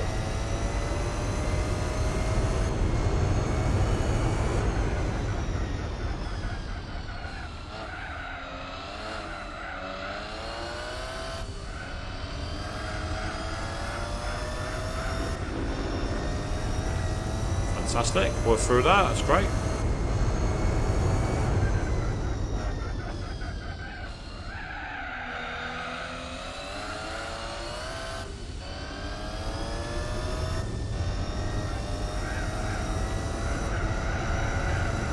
You see, I was able to tap through the corner then using the directional pad. Well, the analog stick, should I say. I couldn't do that with the friendly mode. As soon as I hit the analog stick, I was going like 3 miles to the left. It's like if anyone tried to play racing games on the PlayStation 1 with the first generation analog controller, they were useless. They were far, far too sensitive. And there was no way to like correct them for the games. There was no like way of updating the BIOS or changing the sensitivity levels. You just had to put up with it. Or switch back to using digital input, which is what I did. I haven't tried to play Metal Gear Solid on the PlayStation Classic Mini using the digital only input because that's all it's got. I realised just how much of a difference analog controls make when they work properly. It's like if anyone's played Resident Evil Remake with the one from the PlayStation 4 or the Xbox One, where they added the free movement so you didn't use tank controls, it makes the game so much different. It gives you so much more enjoyment where you've got constant movement control. Going back to tank controls feels very antiquated by comparison. Mainly because they are antiquated. Tank controls were a very 1990s thing. It's good to see them kind of fall away. And of course, speaking of Resident Evil, the 4 remake is due very, very soon. Am I going to stream that live? I'd like to, but it depends on whether there's going to be any kind of penalties against streamers for showing it. If there isn't, then I'll do it, but there's some companies who are very restrictive about modern games and not being able to stream them. So that's the key thing. But if there's no restrictions from Capcom, who've been pretty cool with the streams I've done in the past, to be fair, I will be hopefully playing that live. Because I love the original Resident Evil 4, it was a great game. The only problem I've got with the remake is what I've seen of it doesn't quite look as campish. The reason Resident Evil 4 was great was because it was almost like a B-movie and a shitpost all in one. And that's why it was great. I sent my right hand to deal with you. Your right hand comes off. You know, those are the things that made me love that game. It had its tongue very firmly in its cheek.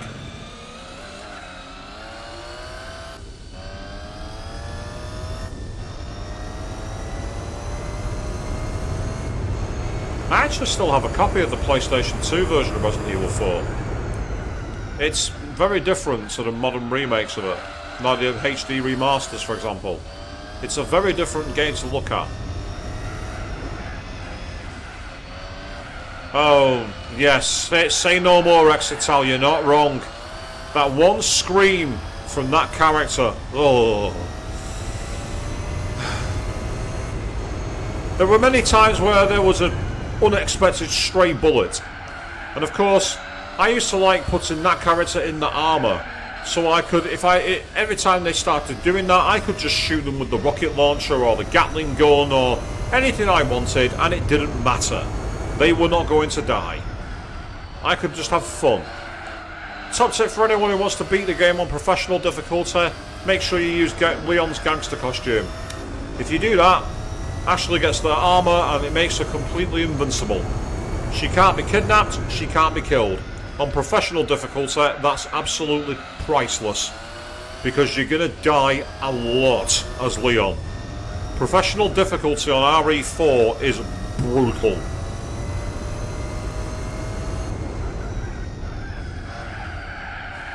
On the PS4, Xbox One remasters though, it's worth it. Because you get access to a very, very cool weapon which completely breaks the game. And I mean breaks it. It makes it nigh on impossible to lose.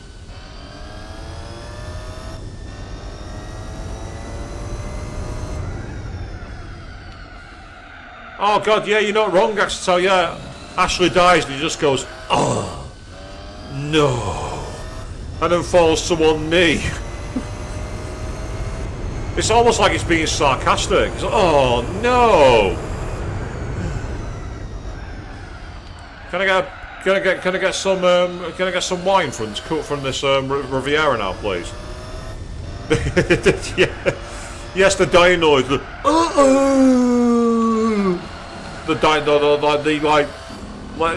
a amnesiac seal or something, or you sound like a walrus on heat. It's a very accurate description.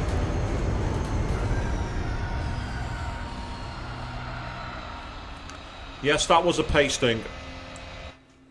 After trying to throw the race in high frame rate mode, we managed to do it there.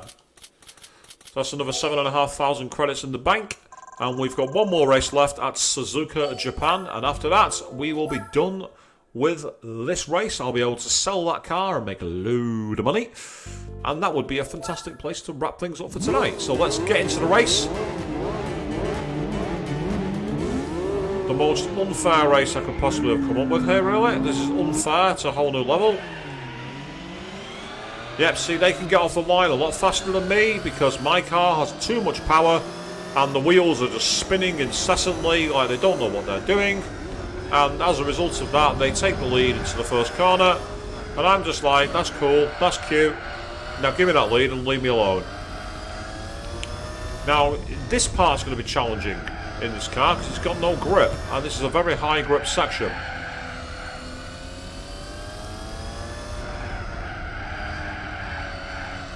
It's where a very well-tuned chassis will get you to the top. I don't have a well-tuned chassis. My car is struggling to put the power down, and as a result of that, I've not got away at all from the opposition. But now's my chance to run away.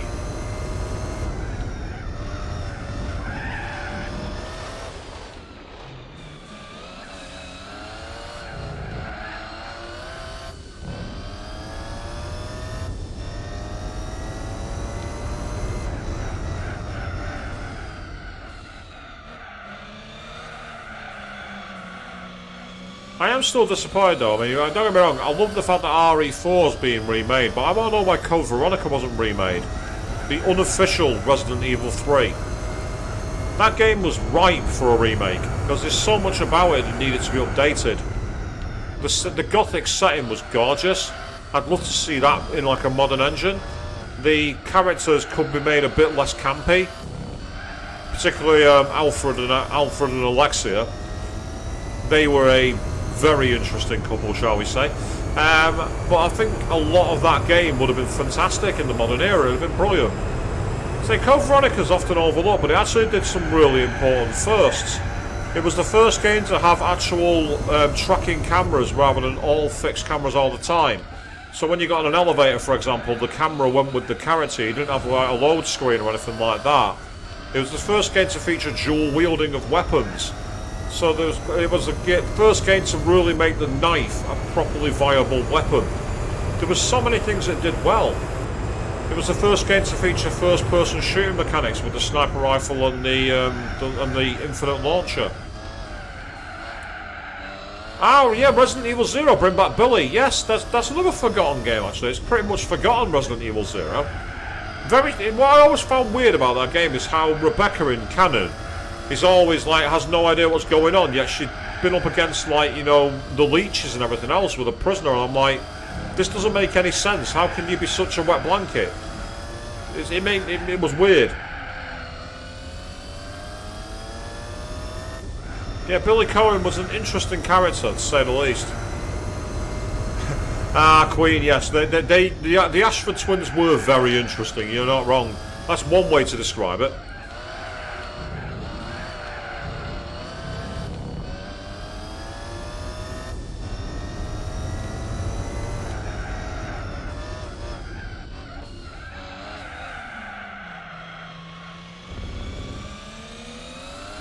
There's some of the interesting ideas of Resident Evil 0, like where you could drop resources for the other player to pick up, things like that. I thought that was a cool mechanic. I've never read any of the Resident Evil novels. I should do that at some point. I'd be interested to see how they were. I mean, I actually did a playthrough of Resident Evil Code Veronica on Twitch a long time ago. Or was it here on YouTube? I'm not sure. It was one or the other.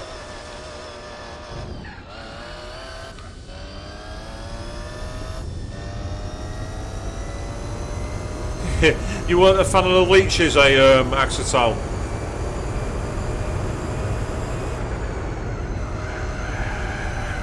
The enemies that I'm glad they got rid of, but unfortunately they're going to be coming back soon, are those regenerators. They were very, very annoying. I love the mechanic to get rid of them using like the night scope and everything else, the sniper rifle. But God, just the way they shuffled, and some of the death sequences involved with them were grim as anything. In fact, if you're ever interested in seeing a lot of stuff about Resident Evil, I highly recommend the channel called Inkribbon, done by a guy called Kai Morgan. And he's done some really interesting, like, you know, like videos about the history of Resident Evil and all these kind of unknown facts about the games and that. He did a really cool top 10, which has been sadly demonetized, because it was the top 10 death scenes from all the Resident Evil games. If you're in a morbid mood, go check that video out, it's brilliant.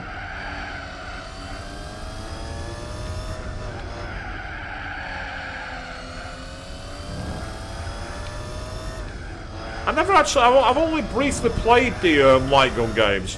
They're actually included on PlayStation Network in the premium tier, but there's one problem. There's no light gun support, so you have to use it on a controller, and it's just not much fun. I want to point a gun at the screen and shoot. I mean, a character being made up who's not in the original games isn't anything new. I mean, after all, Resident Evil movies. Yeah, we could have, you know, a really empowered Jill Valentine or a really empowered Claire Redfield as the lead, but no, we'll invent this Deus Ex Machina character instead. No, there was no need for it. And of course, the Resident Evil movies got more and more ridiculous. Oh yes, Axetal, that particular one involving the acid to the skull. That was the #1 from Inkribbon. That is one of the most ghastly ways to go in the entire series. Right up there with what's that character in 4 called? He's like, you know, the masked guy with the claws, and he could literally like shove his claws through your skull and lift you up by them. That was a nasty way to go as well.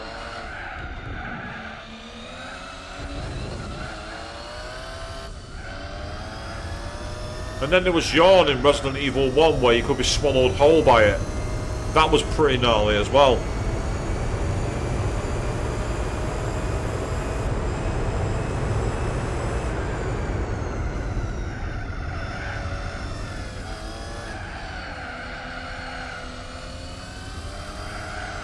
No, it wasn't Krauser. No, it was the one in the jail cells.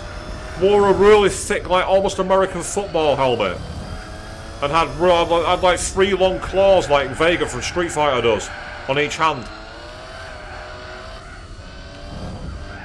Didn't speak. Might have even been blind, and you had to like try and get behind it and shoot a Plaga off its back.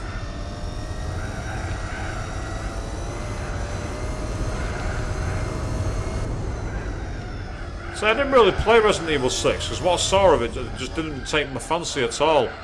I've heard it's a very silly game, Resident Evil 6.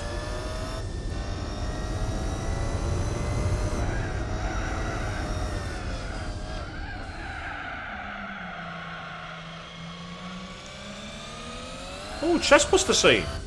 Interesting. I mean, obviously they had that in Resident Evil 2 with both Chief Irons and Ben.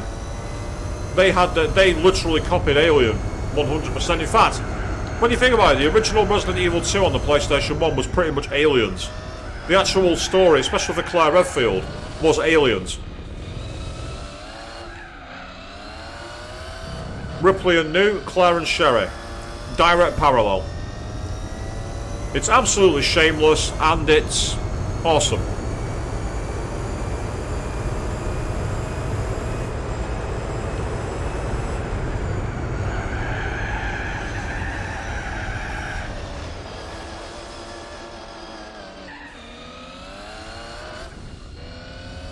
Yeah, so I've never played 6, but I've heard you're probably right on that, Queen. A good idea, but terrible execution. And so unfortunately, that's what happens. Like Resident Evil 5 was like that. I loved the South Africa setting for Resident Evil 5, and all the things it had for it were brilliant. But the gameplay was just such a chore.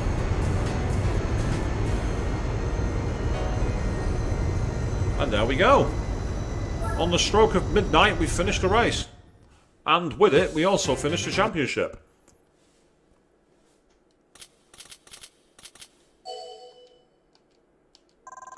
Resident Evil Revelations, I should do a playthrough of that, because that's available on the PlayStation Network in the premium thing. I should do a playthrough of it at some point around Halloween. I should try it.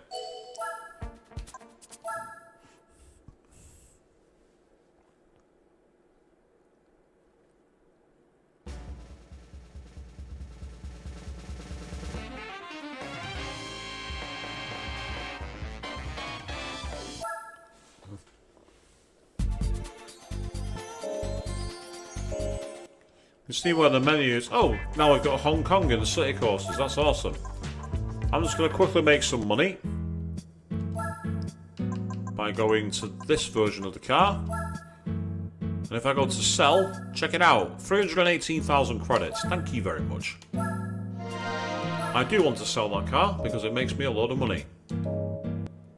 And there's the save icon, which means we are now at the end. So, that's where we're going to wrap things up for tonight, but we are going to be back, and we're going to be back on Sunday evening at 8 PM GMT, and that is where we are going to be going back to play Dishonored 2. We got through, I'm caught up after the horrendous frame rate drops in the original playthrough, and the new thing seems so far, touching plenty of wood, to be much better. So, I'm at Swishbone, you've all been awesome. Thank you all very much for joining me on this little drive, and maybe this will become a series and I will bring it back in the future. I'll leave it all to you people out there, but until then, thank you all very, very much for watching. And if you can be OP, be OP.